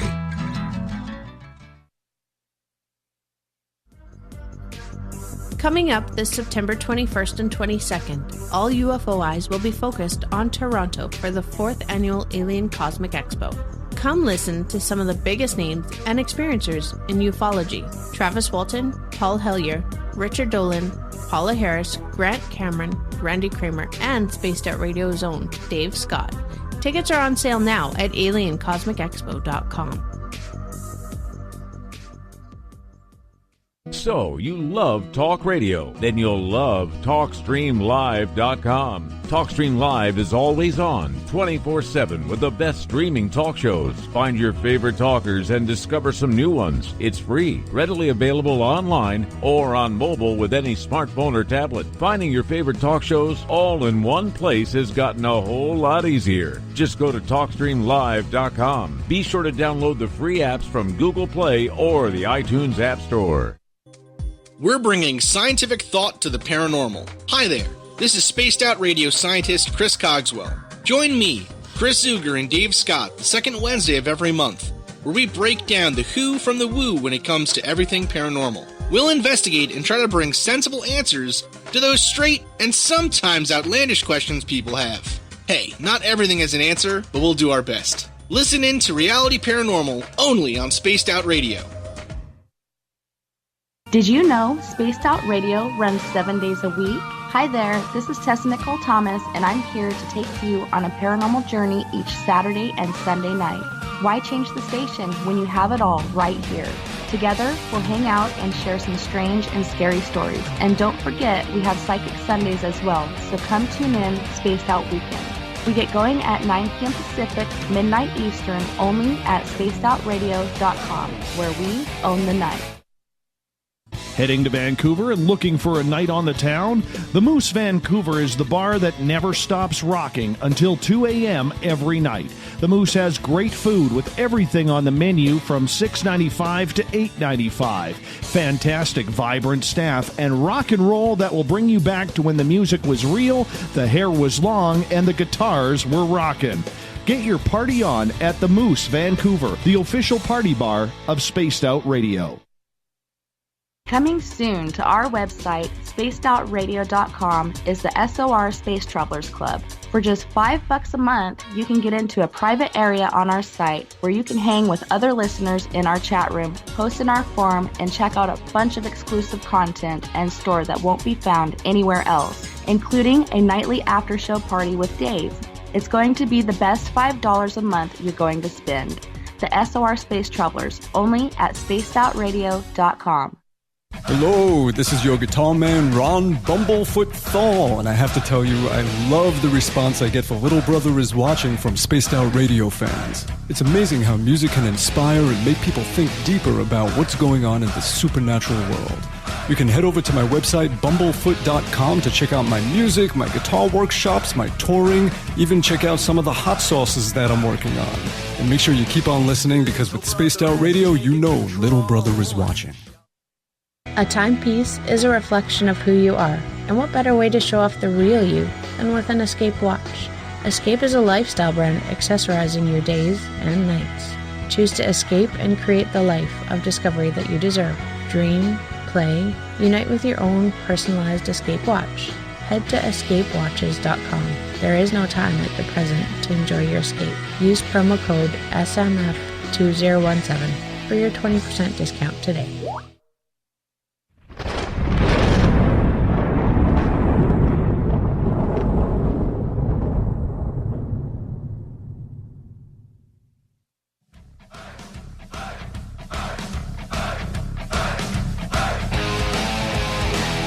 We pass the halfway point of Spaced Out Radio tonight. I am your host, Dave Scott, sitting in the captain's chair of SOR headquarters. Glad to be here for all of you. Remember, if you've missed most of this show and you want to check it out on our archives or our other shows, go to youtube.com/Spaced Out Radio. Just do me the favor, hit that subscribe button. And of course, if you want to look good, make sure you go do a little shopping at our Spaced Out Radio store on our website. It's a great way to support what we do on a nightly basis. Tonight we are talking with YouTube vlogger Amber Bekkerud. Go find her channel. Bekkerud, spelled Bekkrud. We want to see a bunch of our listeners go over there and check it on out. Yes, I probably forgot an E or something in there, didn't I? You did. Yeah, you did. I did. Bekkerud. There we go. There we go. Anyway, she's our guest tonight talking about missing people, the strangeness behind them. Tell us a strange story of a case from up there that is just so unbelievable. The woo crowd on Twitter is going to go haywire. They need some woo. They need a woo fix. Well, let's just see here.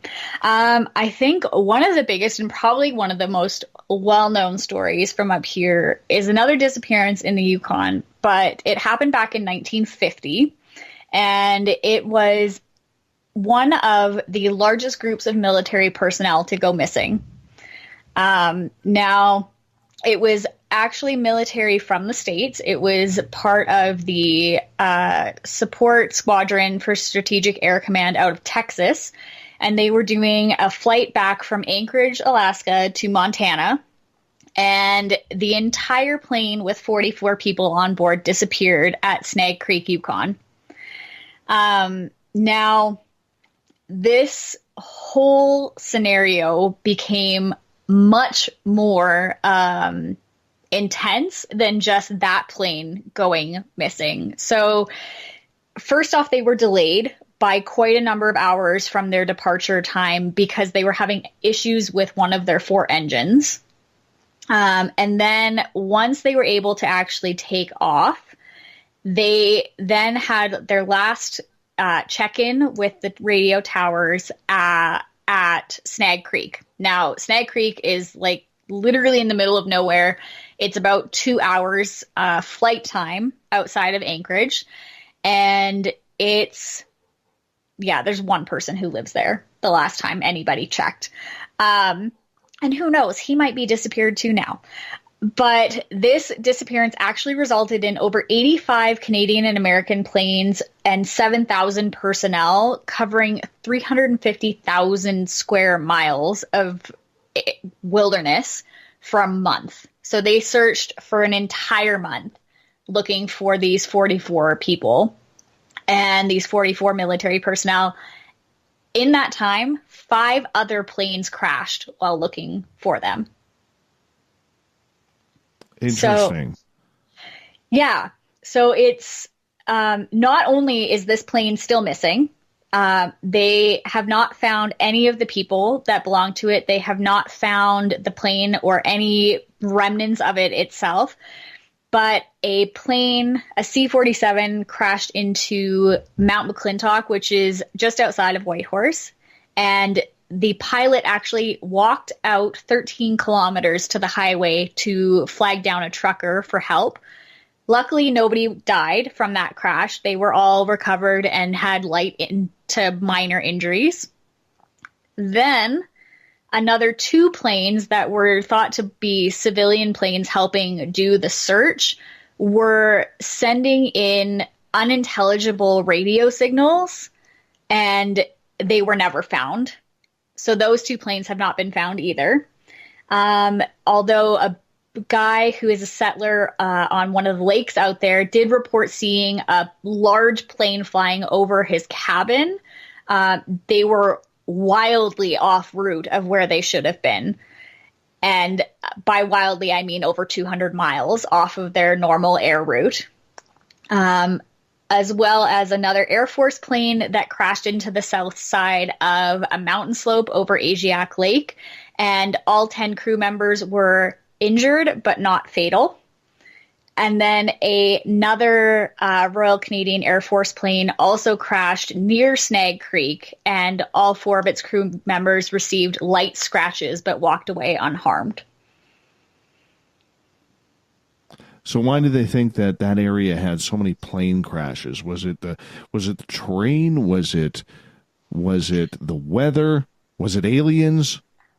Well, this is the fun part. So Snag Creek actually falls in the Alaskan Triangle area and Ketch area.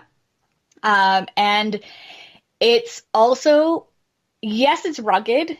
And definitely they have thought that maybe it was just that, they were getting preoccupied with looking at the ground, trying to do searching that way. And they just looked up too late and crashed into the sides of mountains. But also out there, it's pretty sparse. If you're going to see plane wreckage, you're going to see plane wreckage. So the fact that they still have not found any evidence, and this happened in 1950, and they're still searching. They're still finding plane wrecks, and they're like, oh, maybe it's this one. And then it ends up being a completely different plane wreck that they had no idea had ever happened. So in this search for these 44 people and this plane, they're actually uncovering quite a number of other missing planes.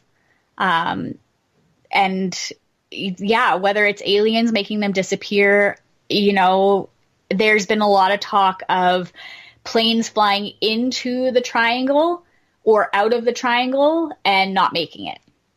So whether there's just some type of barrier along that area that has been put up by aliens or other forces is yet to be really discovered. Are they still looking for these planes to solve these mysteries, or is it kind of by reports that when something or when an aircraft is flying around up there, if they notice something, that's when it gets reported? Now it's died off quite a bit, and it is mostly just by report. There was actually one quite recently last year where they found the wreckage of a plane that had gone down a number of years ago because 2 hikers just happened to come across it when they were out hiking. And they just happened to come across it because they walked off the trail in the wrong direction. And they then mapped it in, checked out everything, and ended up actually creating a full memorial out there for the pilot who had passed away, and they brought the family out and all of that kind of thing. So people are getting closure for sure with other wreckages, but, there's still nothing for the initial reason they were out there.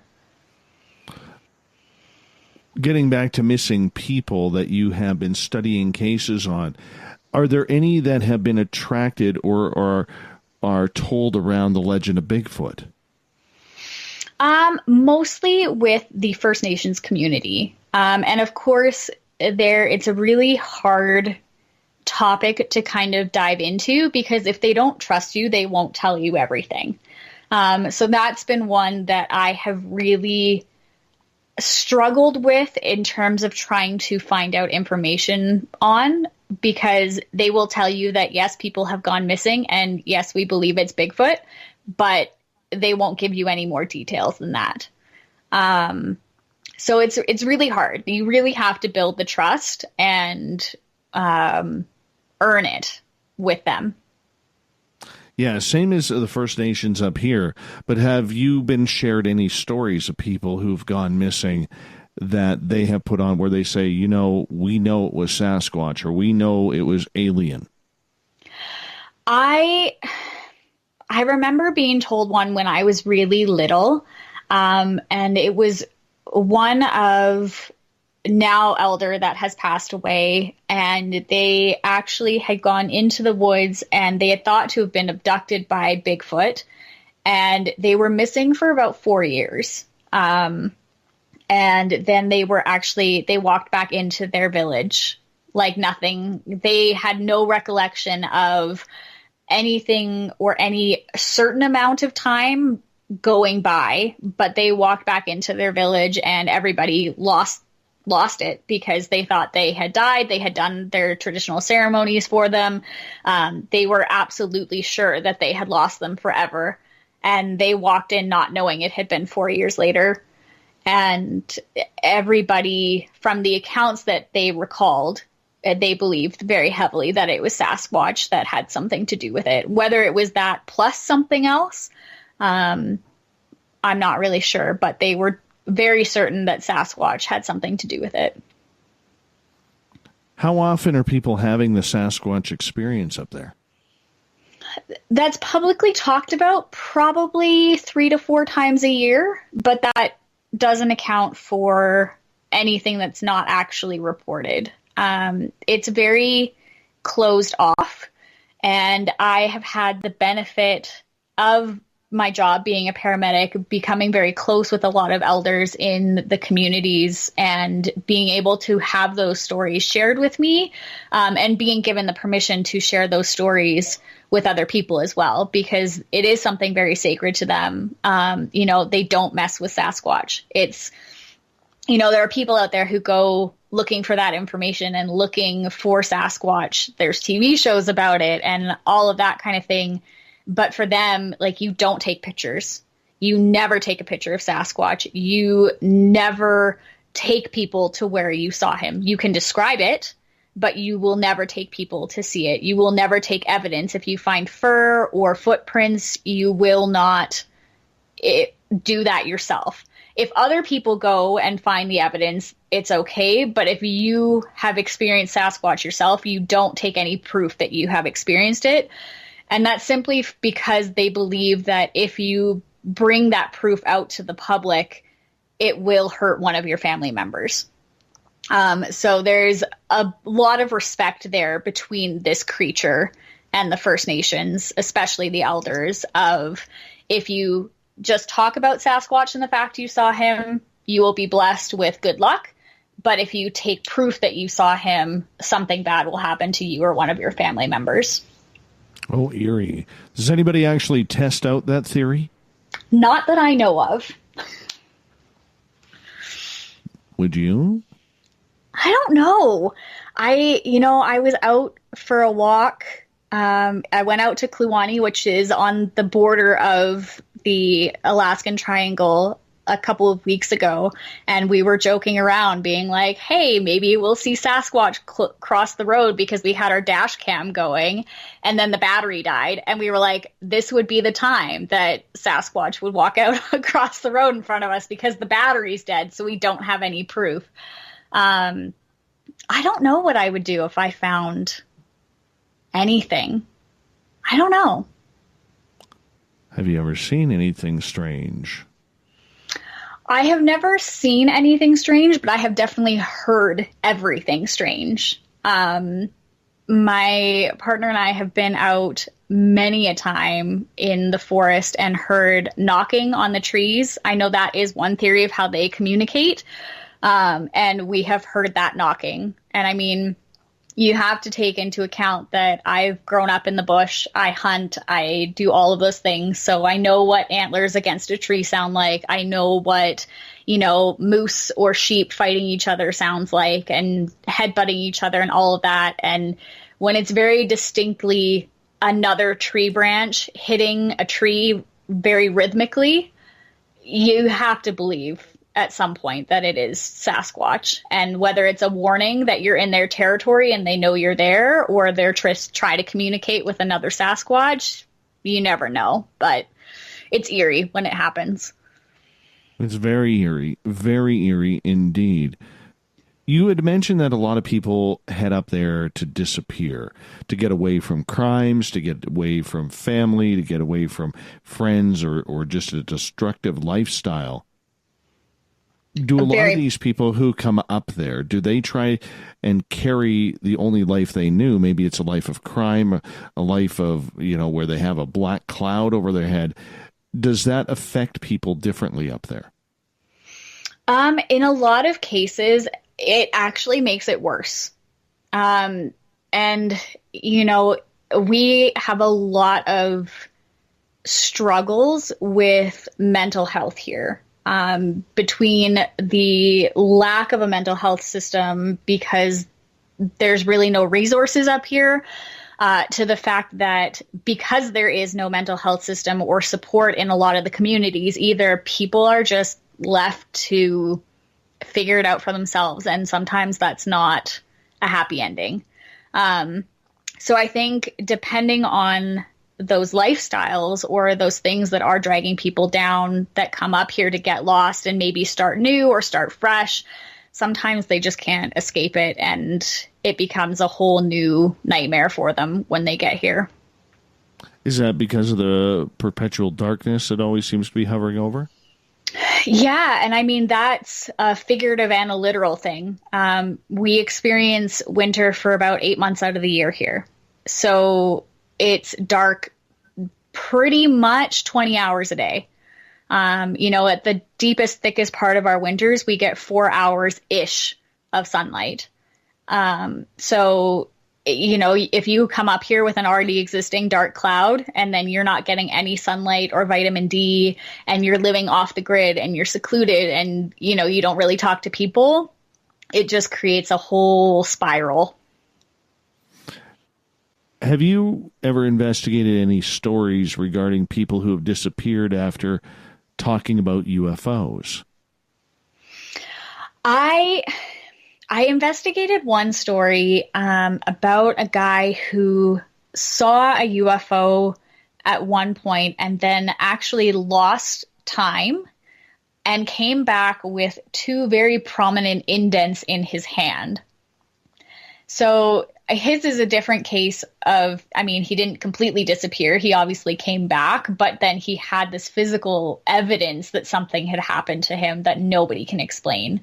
And it very much looks like as if maybe 2 gigantic needles had been left in his hand for a very long time to create an indent. And I'm talking like the size of a good tree stick, like a tree branch sticking out of his hands kind of indent. They're not just little tiny things. And certainly I think people here are more able to admit that they have seen UFOs, but I don't think they're readily willing to say that they've been abducted. So with that case where the gentleman had the injuries on his hands, what did he say happened? He said that he recalls seeing the UFO coming towards him, and then he remembers seeing a flash of light. And then the next thing he knew, he woke up in his trailer and he didn't know what time it was. And he was out at a trailer that had been put out for hunting. So he was supposed to meet his friends. He went out a day earlier and just decided to scope out the area to see if there was any trace of animals out there. And when he was out looking, whatever it was that he saw came and got him. And then he woke up later that night in his trailer. Oh, goodness. Yeah. That's a good one. Did he have any recall whatsoever? Not at all. On that craft? Not at all. And he says that he mentioned that he did have slight memory of the beings that he was around. And he did mention that he had recollection of different types, so that there are different types of aliens, little people, whatever you want to call them. And there are the typical, gray man aliens that we all know and love in the sci-fi world, but also very different hybrids and breeds of them as well. But he couldn't recall actually seeing them. It was just like the information was there in his head that they did exist in the world. Is that a well-known story around there? Because if it happens to one, it usually happens to other people. I couldn't find any others. I honestly could not find any other documentation of anybody else being abducted or having information like that up here. Just mass sightings of UFOs in the area. We got about a minute here before we go to break at the top of the hour here with Amber Bekkerud tonight and Missing People. So with this UFO case, did he describe what kind of craft he actually saw and what those beings actually look like?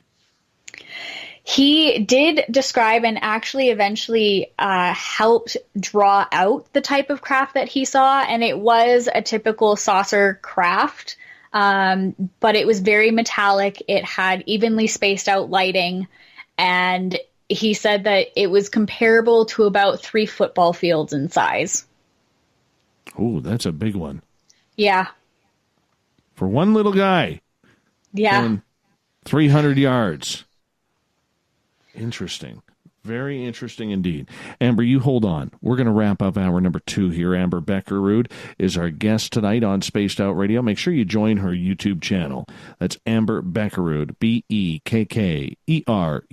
We want to give this young lady some support. She's doing pretty awesome here tonight on the Mighty SOR. We're going to get into some of her own paranormal experiences and sightings right after this, because it's going to be pretty darn good.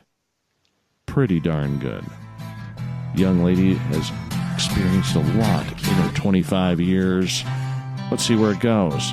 30 more minutes with Amber, then the SOR Newswire, along with the Thought of the Day, coming up in hour number 3.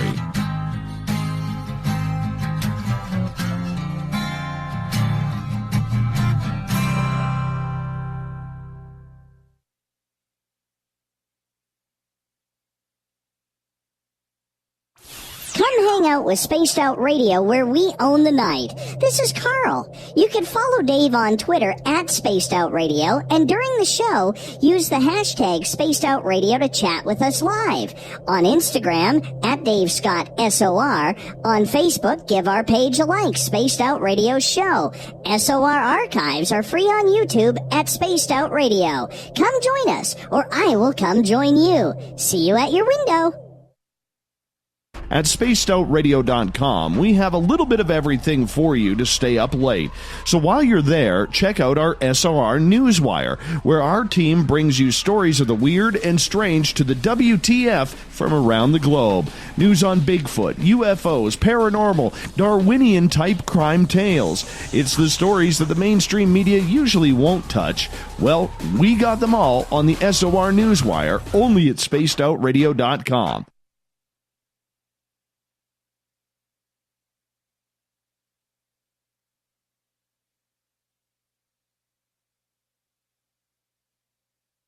Looking for the stories of the strange and weird that you will find hard to find anywhere else? Check out the SOR Newswire on our website. Our writers, led by Captain Shirk, are scouring the world for the oddest and most bizarre stories we can find.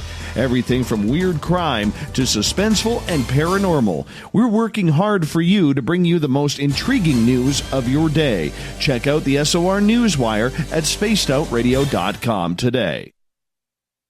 We are getting ready to relaunch the SOR Space Travelers Club at spacedoutradio.com. For $5 a month, you can join us for a plethora of features found nowhere else. Hang out in a private chat room during the show and after party. You can check out some exclusive content and a store specifically for you, as well as a private listener forum where you can post your thoughts, stories, and pictures. The SOR Space Travelers Club, coming soon to spacedoutradio.com. Canada's largest UFO conference is ready to roll in Toronto this September 21st and 22nd at the Alien Cosmic Expo. This year is about the experience. Listen to the stories of Dave Scott, Travis Walton, Paula Harris, Grant Cameron, Ryan Stacey, Richard Dolan, Leslie Mitchell-Clark, and more. Get your tickets now at aliencosmicexpo.com.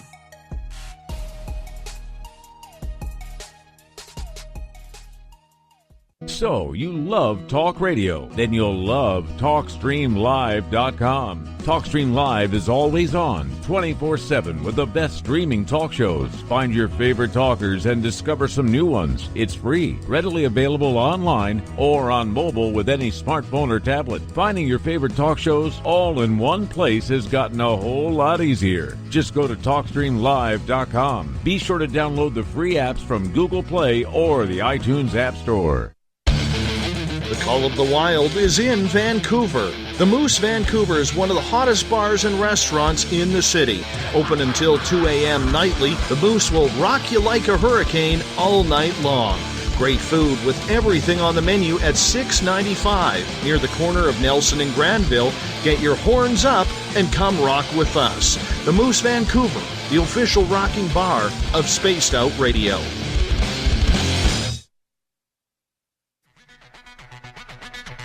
Come get spooked at the 4th Annual Forest Moon Paracon in Cedar-Woolley, Washington, Saturday, September 28th.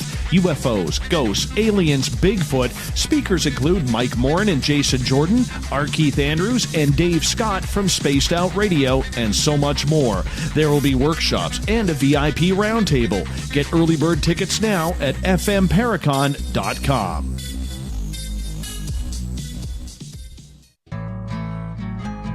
Looking for a place to advertise at a very reasonable cost? Look no further than Spaced Out Radio. SpacedOutRadio.com has an advertising tab that you can click to check out our daily, weekly, and monthly packages to play on the radio, or our website including social media. From commercial spots to banners, we have it all. Check out our competitive pricing today. On the first Tuesday of every month, I encourage you to come along for a journey with me, Geraldine Orozco, on The Spiritual You. Together, we will take a look at how to access the highest expression of yourself and change your life. Consciousness, ET contact, health, and wellness, we can talk about it all. So come along for a spiritual ride with me, Geraldine Orozco, on The Spiritual You, only on Spaced Out Radio. Get your horns up with me on Spaced Out Radio. This is Ron Bumblefoot Thal. Come tune in to SOR where you can hear me rock out with Little Brother Is Watching, the official theme song of Spaced Out Radio. And then come on over to BUMBLEFOOT.com where you can find out about my tour schedule, my music, and everything else. BUMBLEFOOT.com keeps you up to date on what I'm doing and the best way to stay in touch with my music and music camps. Sign up for my newsletter at BUMBLEFOOT.com and remember, Little Brother Is Watching. Find your escape where time has no limits. It's about living today and cherishing the heritage of yesterday. A spirit of adventure for what is new, with the nostalgia of the past. Your timepiece is a reflection of who you are. Life surrounded by beauty from the world around us to the soul within. EscapeWatches.com. There is no time like the present to enjoy your escape. Use promo code SMF2017 for your 20% discount today. The freedom to post what you want, when you want. That's the social media freedom you need. Social Media Freedom is the free app in your app store. No need to worry about going to jail or being shadow banned any longer. It's the freedom to say what you feel. The freedom to know Big Brother isn't watching. It's the way social media is supposed to be. Social Media Freedom. It's time to set yourself free. Download from your app store today. Visit purpleplates.com today. For over 40 years, the Purple Energy Plates have been delivering amazing results for their many customers. Inspired by the great genius Nikola Tesla, the harmony, healing, and energetic effects of the plates have proven over and over to be beneficial and often miraculous to thousands of customers. Check their site for daily specials and choose from their many energy products. You won't be sorry. Visit them today at purpleplates.com. Heading to Vancouver and looking for a night on the town? The Moose Vancouver is the bar that never stops rocking until 2 a.m. every night. The Moose has great food with everything on the menu from $6.95 to $8.95. Fantastic, vibrant staff and rock and roll that will bring you back to when the music was real, the hair was long, and the guitars were rocking. Get your party on at the Moose Vancouver, the official party bar of Spaced Out Radio. Would you like to connect with us? Head to spacedoutradio.com for all your latest show info. Now, back to Dave Scott and SOR.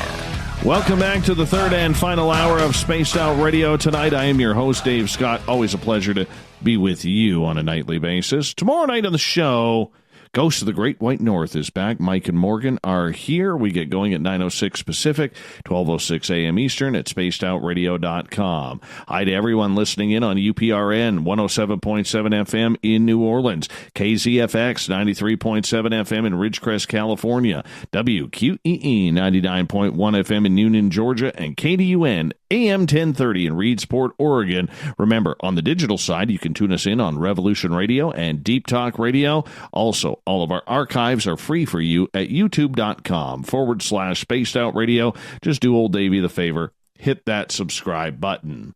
The Desert Clam has set the password for tonight in the SOR Space Travelers Club. Penergic. Penergic is your password. Make sure you use it wisely, Space Travelers, as the Clam sets the password each and every night right here on the mighty SOR. Our website is spacedoutradio.com, where we have a plethora of features for you. Rock out to Bumblefoot. Do a little shopping at our Spaced Out Radio store, as it's a great way to support this show. Read up on Captain Shirk's SOR Newswire, and much more. For the final time tonight, we introduce our guest. She is a vlogger on YouTube, Amber Bekkerud, looking at a lot of weird, strange stories involving missing people, UFOs, Bigfoot, and we're going to get into the paranormal. If you're checking out Amber's page, all you got to do is go to Amber Bekkerud on YouTube. That's Bekkerud. Highly suggest you do. Go check it on out because she's got some fun videos on there. Amber, thank you so much for coming on the show tonight. Thank you for having me. I've been having a lot of fun. Now, as we mentioned earlier, you are an emergency medical technician, and you are somebody who deals with a lot of weird and strange in your daily career, never mind your nighttime perusing around YouTube. But you also believe that the building you work in, where you are stationed, is haunted. Tell us about that. I don't even know which one to start at. So I've worked in a couple of the communities as well as our main capital city here in the Yukon, and every single one of those buildings is definitely got something going on. And I think it's mostly just because we carry so much with us as medics that it's pretty easy for things to attach, whether it's, through actual in a spiritual sense or just because we do deal with so many terrifying things and people on, their deathbeds or in very traumatic circumstances. So it's pretty easy for ambulance stations and hospitals to become kind of a catch-all for that energy. So the ghosts that are walking around your work, tell us a couple. Mostly they've been good. It's mostly just things that kind of move here and there. A lot of poltergeist activity. There hasn't really been too many terrifying scenarios, but you always feel like somebody's watching you, even if you're the only one in the station. And we tend to leave lights on all the time, especially at night. And if you're trying to sleep, you always have at least the TV and maybe a lamp on, or all the lights in the station are on at night. Because up here, we are so out of the way that we don't get a lot of calls. I did a lot of calls in Vancouver, and I worked in Surrey and Burnaby for a couple of weeks. And there it was 12 hours a day, and you were going from the word of the beginning of your shift to the end. Up here, you maybe get 3 calls a day, depending on where you are. So you have a lot of downtime, and you try to always do practice and upkeep and all that kind of stuff. But, you can't help but be very highly aware of your surroundings when you're alone most of the time. All right. You mentioned poltergeist activity. I got to know what's going on. Honestly, it's never been anything too huge, which probably is oh, that's not a lot of fun. But a lot of the time we've had the coffee maker turn on, and it's not an automated one. You actually have to flip a switch to turn it on. There's no, automated timer that it turns on at a certain time or anything like that. We've had medications move from the cabinets that we keep them in. Thankfully, not any of the important ones, but, the aspirin and that kind of stuff just kind of seems to migrate around the building.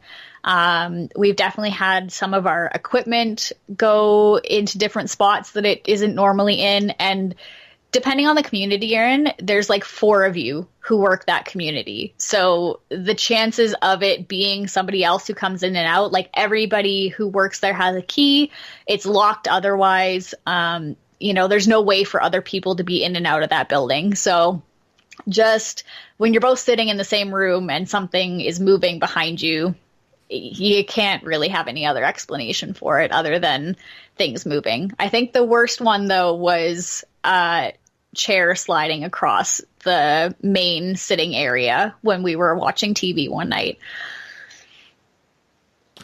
That had to be freaky. Now, with the ghosts that are there, do you think they're fellow paramedics that have moved on, or patients that you have worked on who came back in the ambulance with you? I think it would be a mixture of both. Luckily for us, I think it is mostly, luckily, but that's probably not the right way to put that. It is mostly just other colleagues who have passed on that, want to play tricks. Nothing has ever felt malevolent. I've definitely felt a couple of things that were more sad, and I could probably attribute that to somebody that has been picked up and come back in the ambulance with us, because they might not completely understand what's going on with them or what has happened in that span of time of us picking them up and taking them to the hospital and everything being dealt and just being generally lost. But I think we've lucked out in a lot of ways that nothing has been too malevolent or dangerous or harmful to any of us. I know, talking to the medics in Vancouver, they've had a lot of experiences of some pretty nasty things in their stations. Why do you think paramedics in your position don't really want to talk about it publicly? Is it because you don't want to believe it, you deal with enough weird and strange stuff, or is it that it just comes part of the job, and why mention it, why make an issue out of these haunted situations? I think, there's something that kind of is a little counterintuitive, because most paramedics are type A personalities, and you're super logical and you just do your job, you get it done, you do what needs to be done, while all the while still being very flexible, because not every call you ever go to is textbook. Everything is subject to change and difference and variance. But you do just encounter really weird things all the time. So whether you choose to believe that that's just a weird thing or if it is actually paranormal, I think is based on the person, and what your beliefs are outside of that. Is it a well talked about subject? Not for a lot of us, quite honestly. I did have a couple of colleagues who were pretty open about talking about it and believing in it, but pretty much everybody else would just roll their eyes and walk away and be like, yeah, okay, whatever. Unless something really, really happens, then people don't really talk about it in that field. Nurses are more likely to talk. I have had a lot of friends that are nurses who talk about the things that they see and hear in the hospitals when, they might not have anybody in the emerge section and, gurneys are moving and, they're hearing heart rate monitors go off and there's nobody around. Of course, some of those things sure could be attributed to technical malfunctions, but, maybe they're not. Tell me about your weirdest ghost story. Ooh, my weirdest ghost story. I think the weirdest ghost story I ever had actually was partially something that happened to one of my colleagues at the bar that I work at.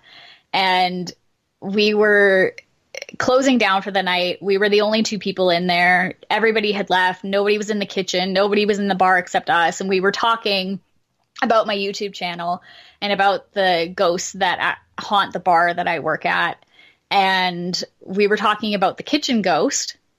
And she looked at me because she heard somebody cough in the kitchen very loudly. And she said, "Is anybody still here? Like, I thought everybody left." And I said, well, no, nobody should be here. So I went back and I went through the entire back area of the bar and the kitchen, and nobody was there and all the doors were locked. And she said, "Oh, okay." And then we were sitting at the bar and it faces the hallway that goes down to the kitchen. And we both watched as somebody walked from the back of the kitchen out towards us. And she got so freaked out that she actually fell off the chair that she was sitting on and was like, "I'm finishing this out in the lobby. I'll see you later." And she just hightailed it out of there so fast. And I couldn't help but sit there and laugh because it didn't feel bad. But just her reaction was so funny. And we went to the front desk guy afterwards and I said, "Hey, just so you know, he's really active in there. So you might want to go and turn all the lights on when you go in to do your final shutdown of the night." And he was like, "Great. Now I don't want to go in there at all." So it's well known that we're very haunted there. All of my colleagues at the bar, we pretty much give the ghosts a hard time. We really just have a lot of fun with it. There's a lot of poltergeist activity there as well. We've had garbage cans fly across the room in the middle of dinner service. We've had the lights for our stage turn on and off, even though there's nothing that should be touching them, and we're the only ones in the bar. We've had glasses fall off the counters and off the shelves for no reason, and we've found things not where we put them the day before. So it's a lot of fun. They definitely like to play jokes on us and just have a good time. Up there where it seems so relaxed and everybody just seems to be very chill with the entire paranormal aspect, is there a lot of demonic or malevolent type entities up there that are looking to cause a lot of havoc? Very much so. And it comes with the fact that we do have so much energy storage in the ground. I mentioned earlier on in the show that, we do have a lot of granite base and a lot of quartz base in our ground. And so that alone just holds on to that energy and feeds off of it. And much like a lot of the other places, yes, we're secluded, but we also do have satanic cults here.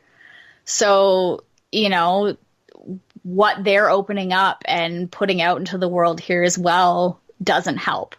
I have definitely had quite a few demonic experiences in my own home up here, to the point that, I sage once a week and I have crystal grids all over my house, and I've got a lot of protection for my household and my family, but that doesn't stop it from happening with a lot of people that I know.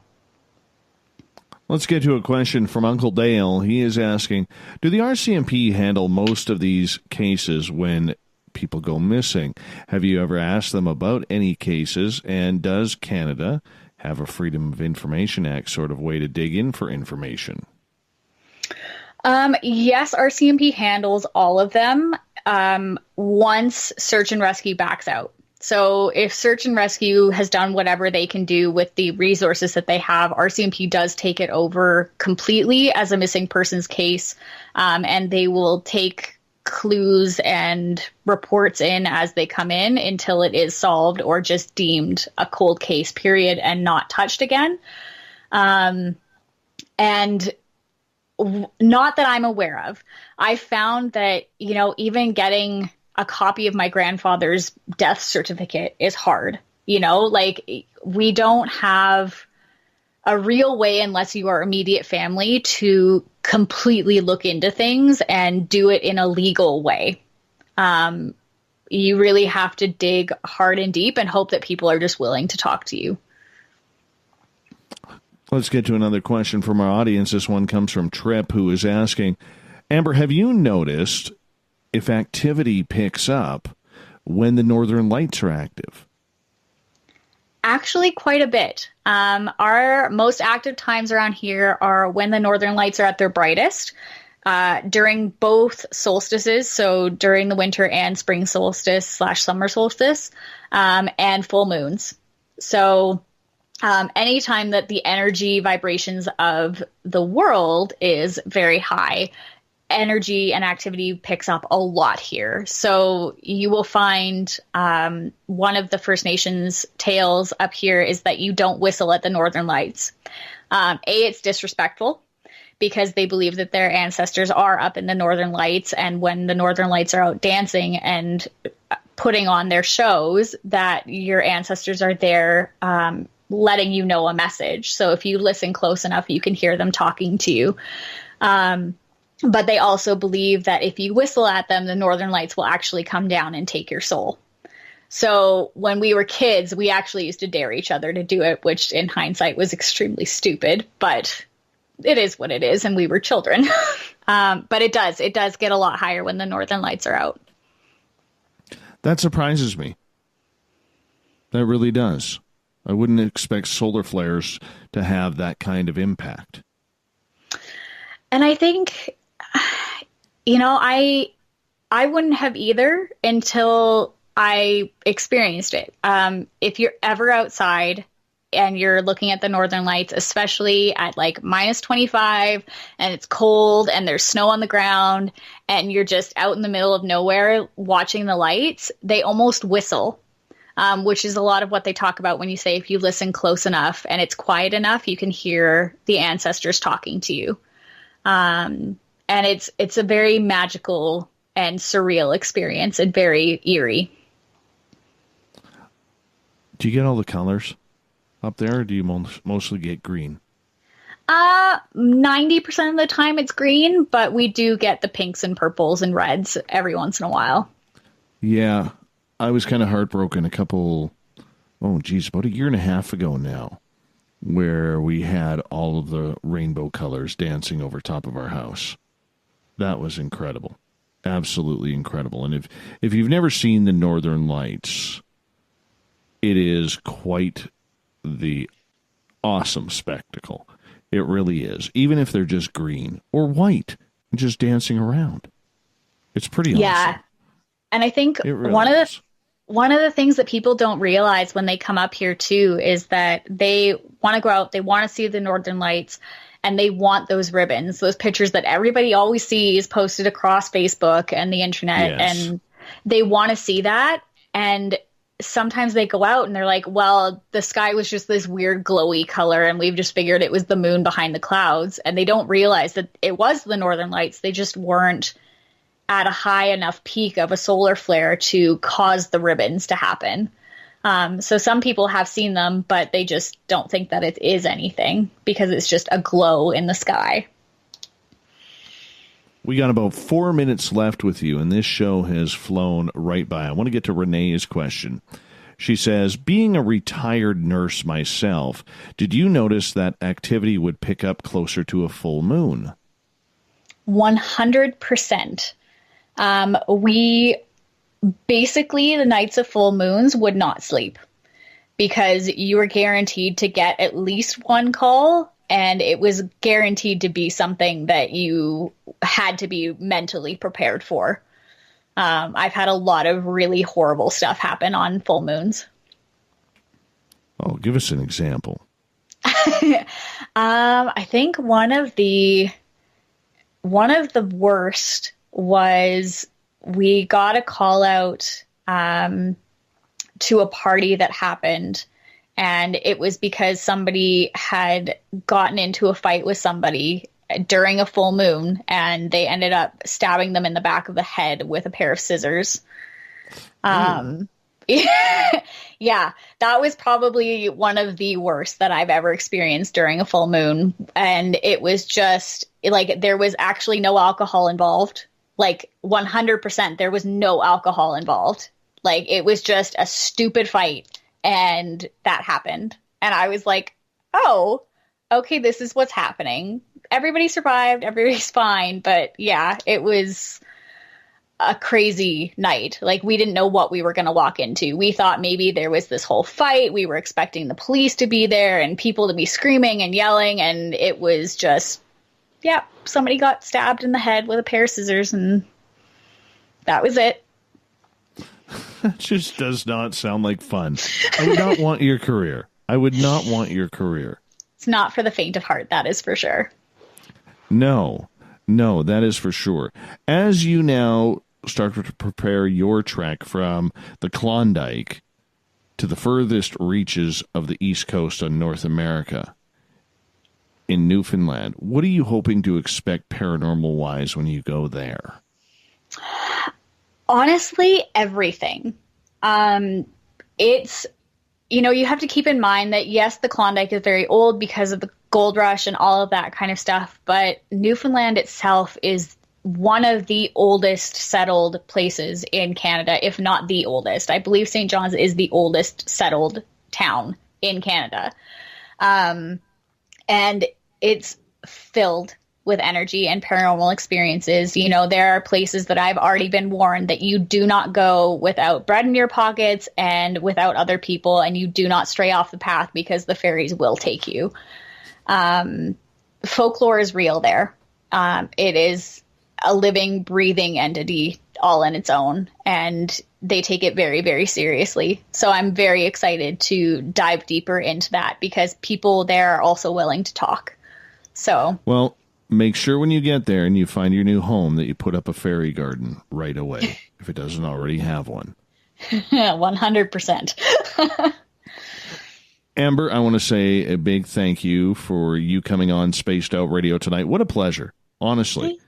I didn't know what to expect, but I was very pleasantly surprised. I think our audience was too. You have a magnificent energy. And when you get to Newfoundland and you get settled in and you start working with the fairies and the paranormal there, we got to have you back on. I would love that. I'm so happy to have been here and done this tonight. It's still surreal to me. Awesome. Do me a favor in about 30 seconds here. Tell everybody where they can find your YouTube channel. All right.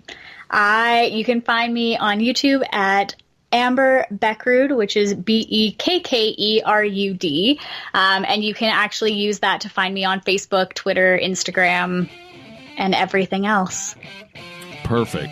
Thank you so much for coming on Spaced Out Radio. What a pleasure, Amber Bekkerud. We are definitely going to do this again.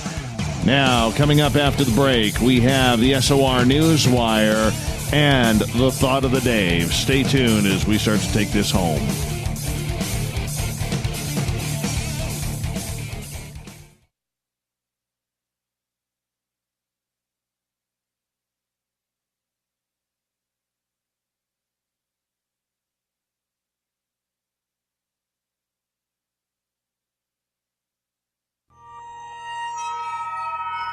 You hear footsteps in the empty room above you. A rocking chair begins rocking by itself. Don't be afraid of the things that go bump in the night. Reach for Spirit Storybox, the iPhone app the Huffington Post UK called the only ghost hunting app you will ever need. Spirit Storybox. The spirits are telling their stories. Are you listening? Hello, this is your guitar man, Ron Bumblefoot Thal, and I have to tell you, I love the response I get for Little Brother is Watching from Spaced Out Radio fans. It's amazing how music can inspire and make people think deeper about what's going on in the supernatural world.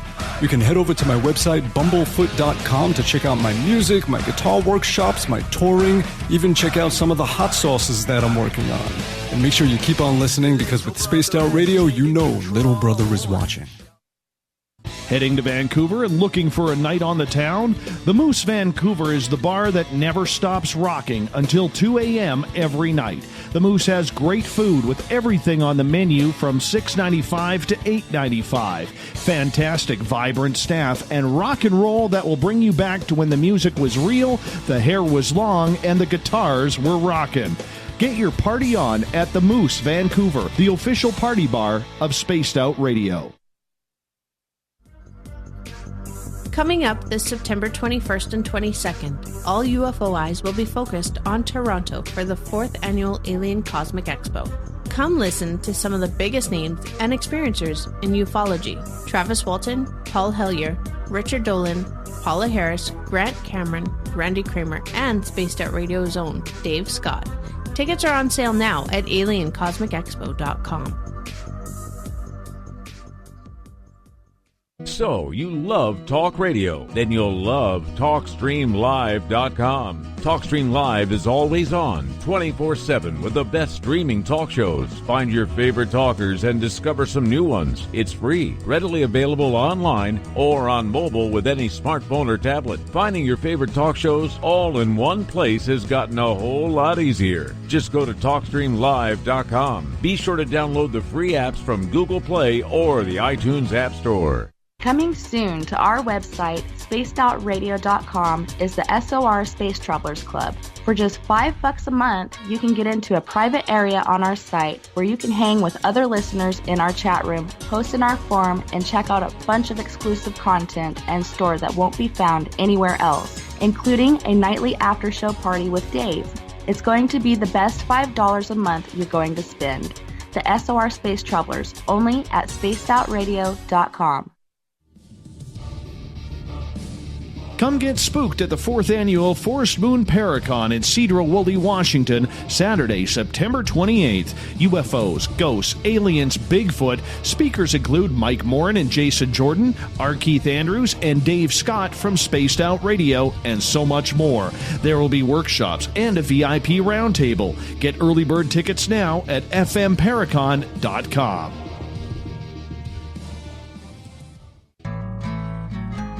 Looking for a place to advertise at a very reasonable cost?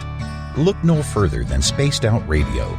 SpacedOutRadio.com has an advertising tab that you can click to check out our daily, weekly, and monthly packages to play on the radio, or our website including social media. From commercial spots to banners, we have it all. Check out our competitive pricing today.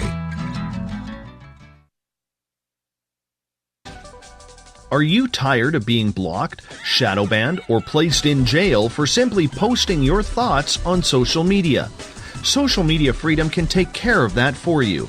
Social Media Freedom is the newest and one of the best free new apps that allows you the freedom to post what you want, when you want.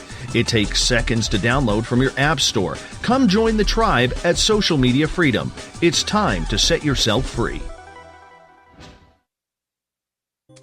We're bringing scientific thought to the paranormal. Hi there, this is Spaced Out Radio scientist Chris Cogswell. Join me, Chris Zuger, and Dave Scott the second Wednesday of every month, where we break down the who from the woo when it comes to everything paranormal. We'll investigate and try to bring sensible answers to those straight and sometimes outlandish questions people have. Hey, not everything has an answer, but we'll do our best. Listen in to Reality Paranormal only on Spaced Out Radio. A timepiece is a reflection of who you are, and what better way to show off the real you than with an Escape watch? Escape is a lifestyle brand accessorizing your days and nights. Choose to escape and create the life of discovery that you deserve. Dream, play, unite with your own personalized Escape watch. Head to escapewatches.com. There is no time like the present to enjoy your escape. Use promo code SMF2017 for your 20% discount today. Are you intrigued by Paranormal Talk Radio? You'll love the new Paranormal Radio app from TalkStream Live. You'll find a great selection of talk shows covering UFOs, ghosts, strange phenomena, and much more. Download the Paranormal Radio app now and start listening to the very best in paranormal talk entertainment, including the network you're listening to right now. the Paranormal Radio app, free in Google Play and the iOS App Store. Did you know Spaced Out Radio runs 7 days a week? Hi there, this is Tessa Nicole Thomas, and I'm here to take you on a paranormal journey each Saturday and Sunday night. Why change the station when you have it all right here? Together, we'll hang out and share some strange and scary stories. And don't forget, we have Psychic Sundays as well, so come tune in Spaced Out Weekend. We get going at 9 p.m. Pacific, midnight Eastern, only at spacedoutradio.com, where we own the night. Visit purpleplates.com today. For over 40 years, the Purple Energy Plates have been delivering amazing results for their many customers. Inspired by the great genius Nikola Tesla, the harmony, healing, and energetic effects of the plates have proven over and over to be beneficial and often miraculous to thousands of customers. Check their site for daily specials and choose from their many energy products. You won't be sorry. Visit them today at purpleplates.com.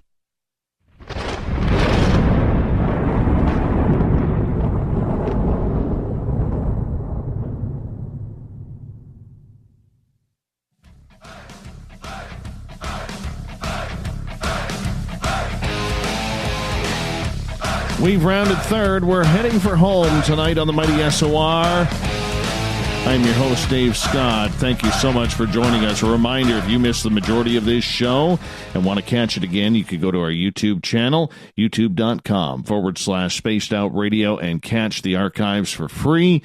And, of course, a good way to support us and what we do on a nightly basis, go do a little shopping on our Spaced Out Radio store on our website as well. It's time for the weird, the strange, the wacky, the news of the night with the SOR Newswire.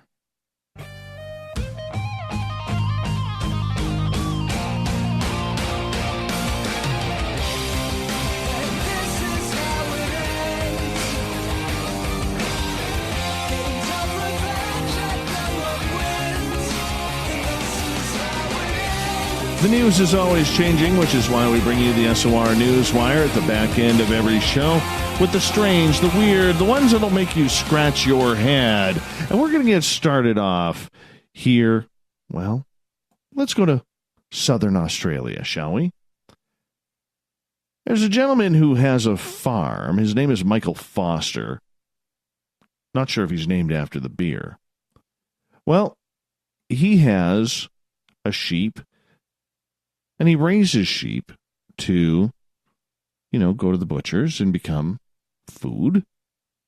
However, there is one sheep in his collection that he definitely is not getting rid of, and that is his sheep named Joey. What makes Joey so special? Well, he's a unicorn.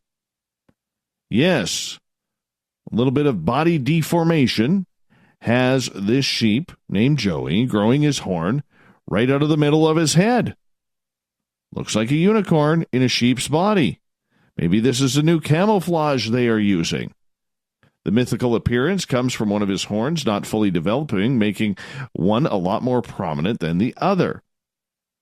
The owner said, "I thought it might have been a joke to start with, but I thought, yeah, that looks like a unicorn. To the best of our knowledge, it's the only one in Australia." Well, good way to survive, considering the rest of his friends are going, to become lamb chops. But nonetheless, Joey has become quite a popular attraction around town. People making comments about his unique look, posting selfies with the sheep. The owner, Mr. Foster, once again says, we're going to take our time with this. He's becoming a big star. We're going to break him in, take him to some shows and pageants. Who knows where we could go from there? Maybe Hollywood. Yes, trying to cash in on the sheep's horny luck. Can we say that around here? I'm not liking this story at all, but we're going to come out and say it.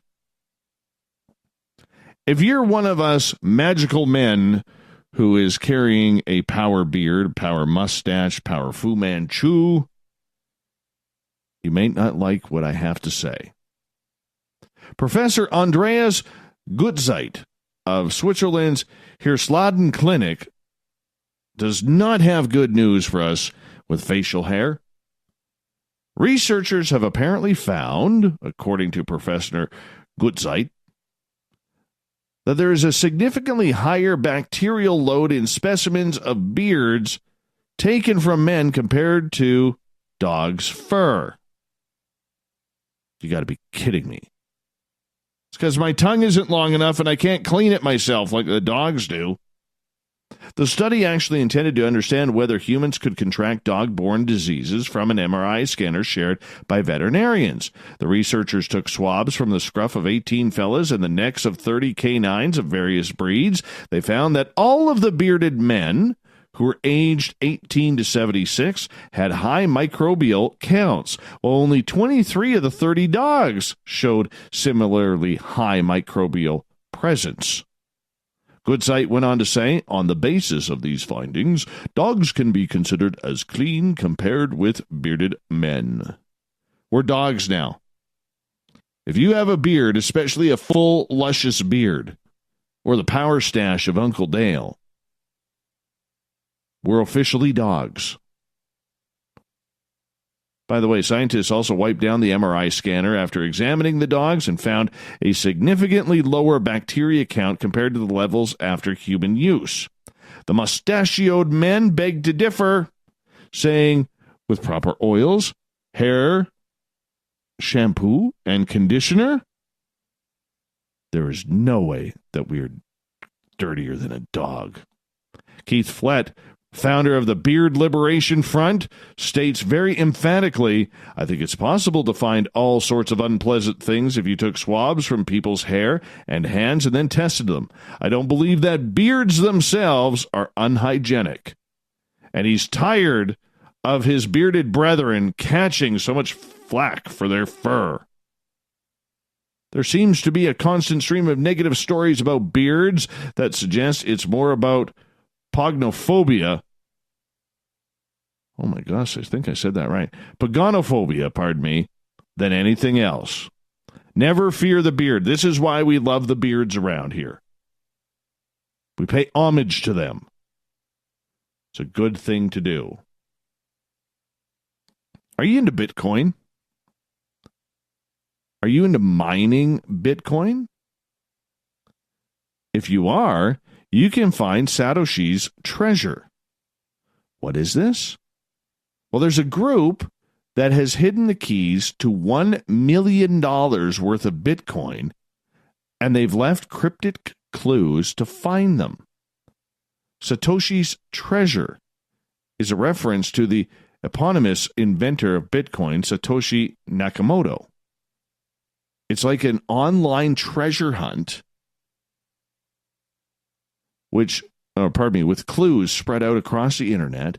The first clue of the puzzle was released yesterday, and 6,000 people have already signed up to play. Primitive Ventures co-founder Eric Meltzer, the game's co-creator, was quoted as saying, "There are some clues that are very scavenger hunty and clues where it's purely logic, puzzles, or math problems. Forget about the rules. Just go play the game. There's $1 million on the line. Once the final key, and there are 400 key fragments required in total to move the funds, and is found, the winner walks away with the $1 million in Bitcoin."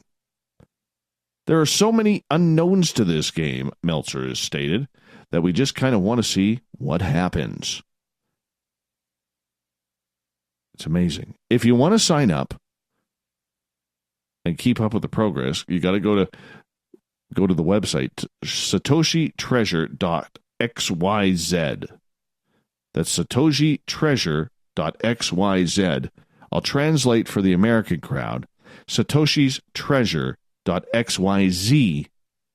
That's Satoshi's treasure.xyz. Go find $1 million. Might be worth it. Uh-oh. Here's not a good story. A middle-aged woman is wanted by police after pouring acid on cars while dressed in a devil mask and a curly wig.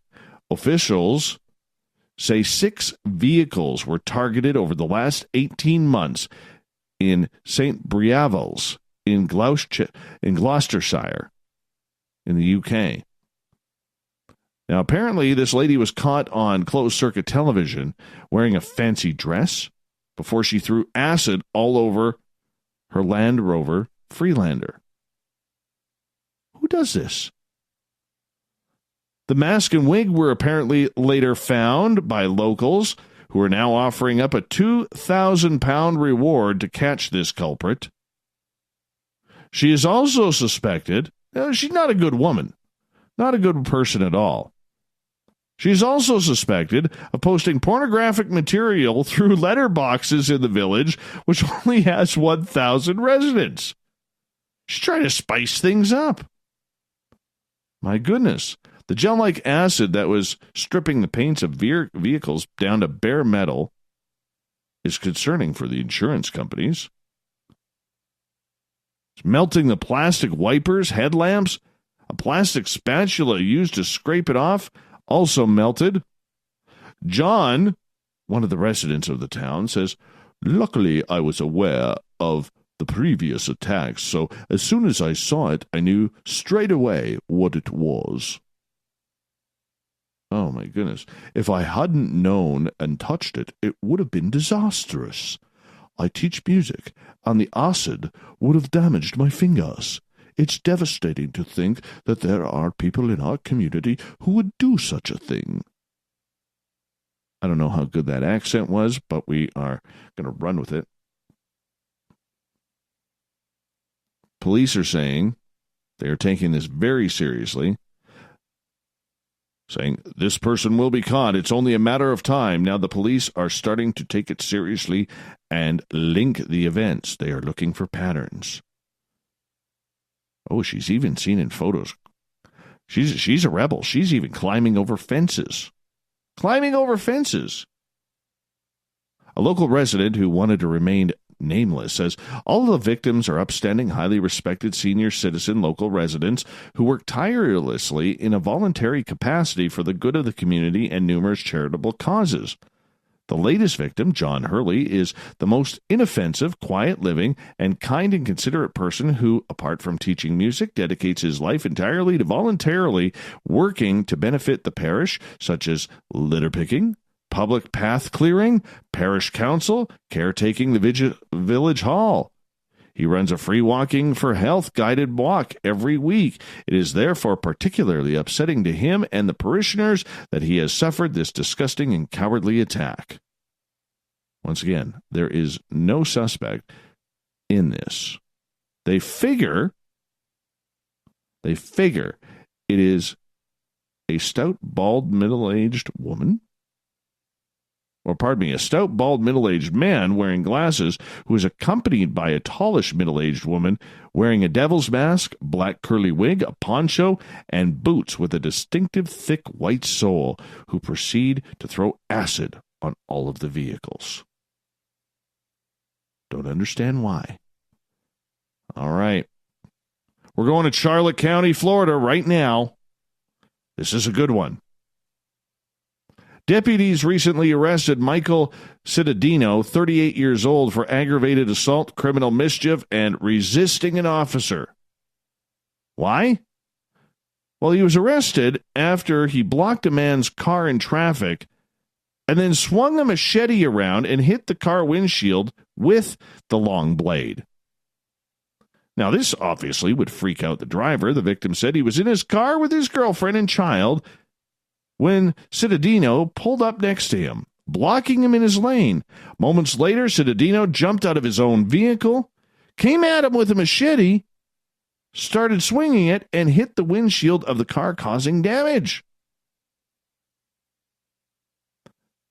So happens that two undercover detectives pulled up to the scene, saw a big fight going on, and when they approached this group, they were yelling, "He's got a knife. He's got a machete, man." Who carries around a machete? Where do you carry a machete? You just don't tuck that in your pant leg. Deputies said Citadino was being uncooperative, kept moving aggressively and clenching his fists. He also kept reaching for his pockets. Eventually, he was taken down.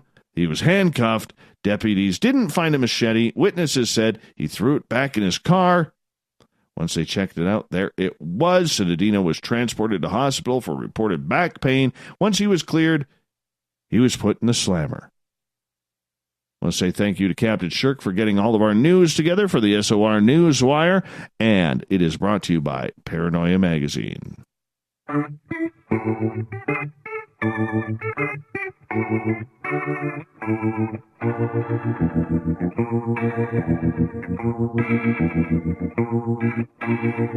Thought of the Dave happens every night at this time, where we post a question on our Facebook and Twitter pages, then read your responses on the air, because we love the audience participation around here.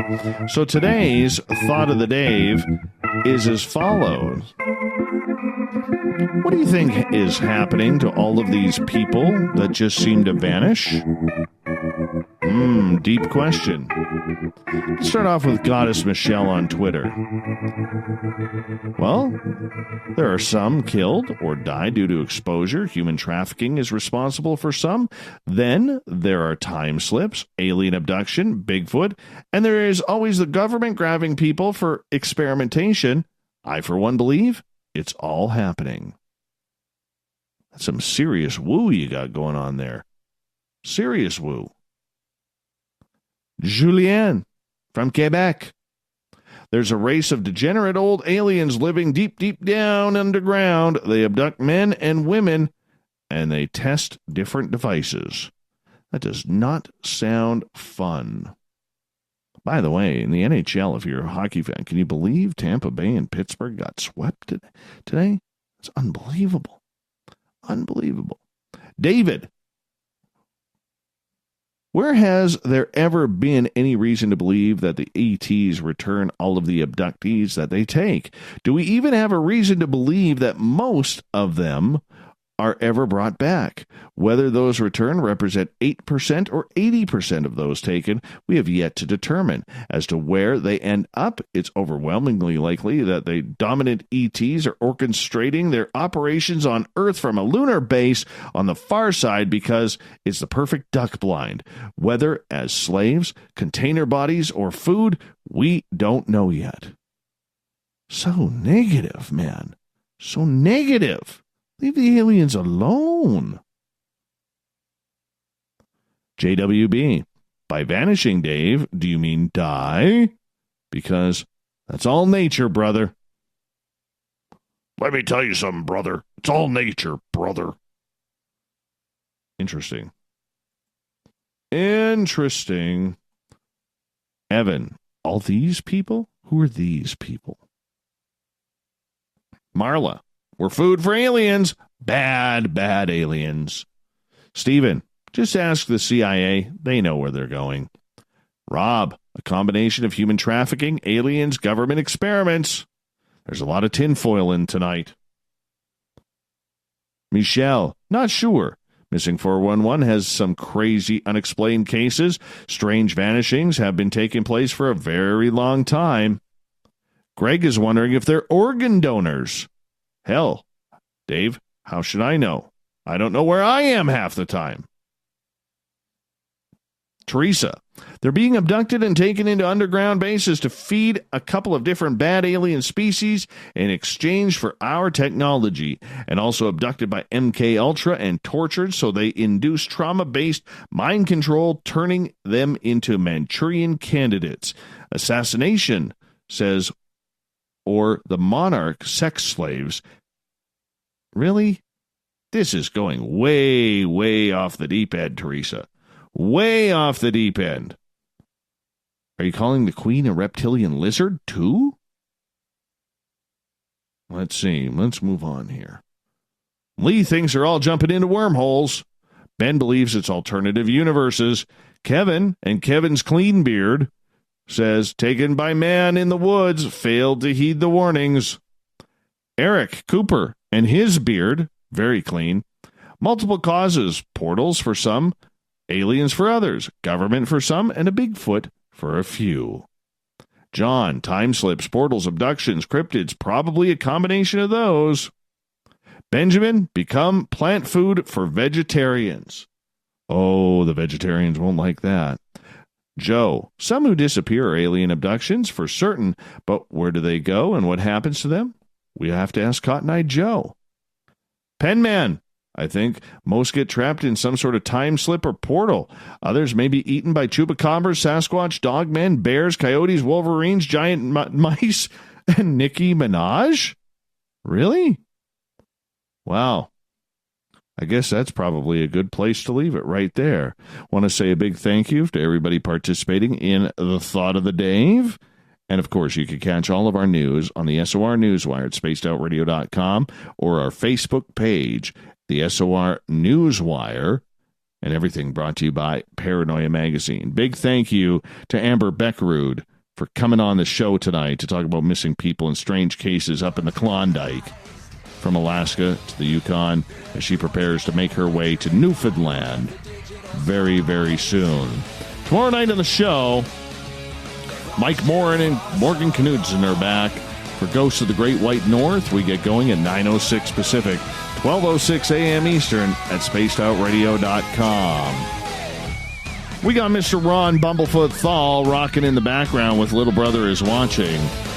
Bumblefoot is the official music of Spaced Out Radio, rocking us in and out of every single show. Get your horns up for the guitar god himself. Special thanks to everybody listening in at home, in your cars, at work, in our chat rooms, on Twitter, at hashtag Spaced Out Radio, wherever you may be.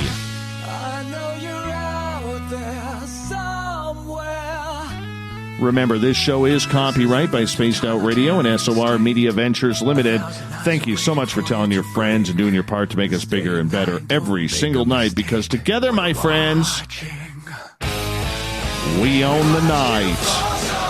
I will talk to you in 21 hours from now.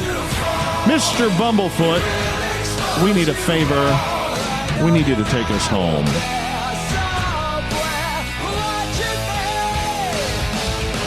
See you tomorrow, everybody. Good night.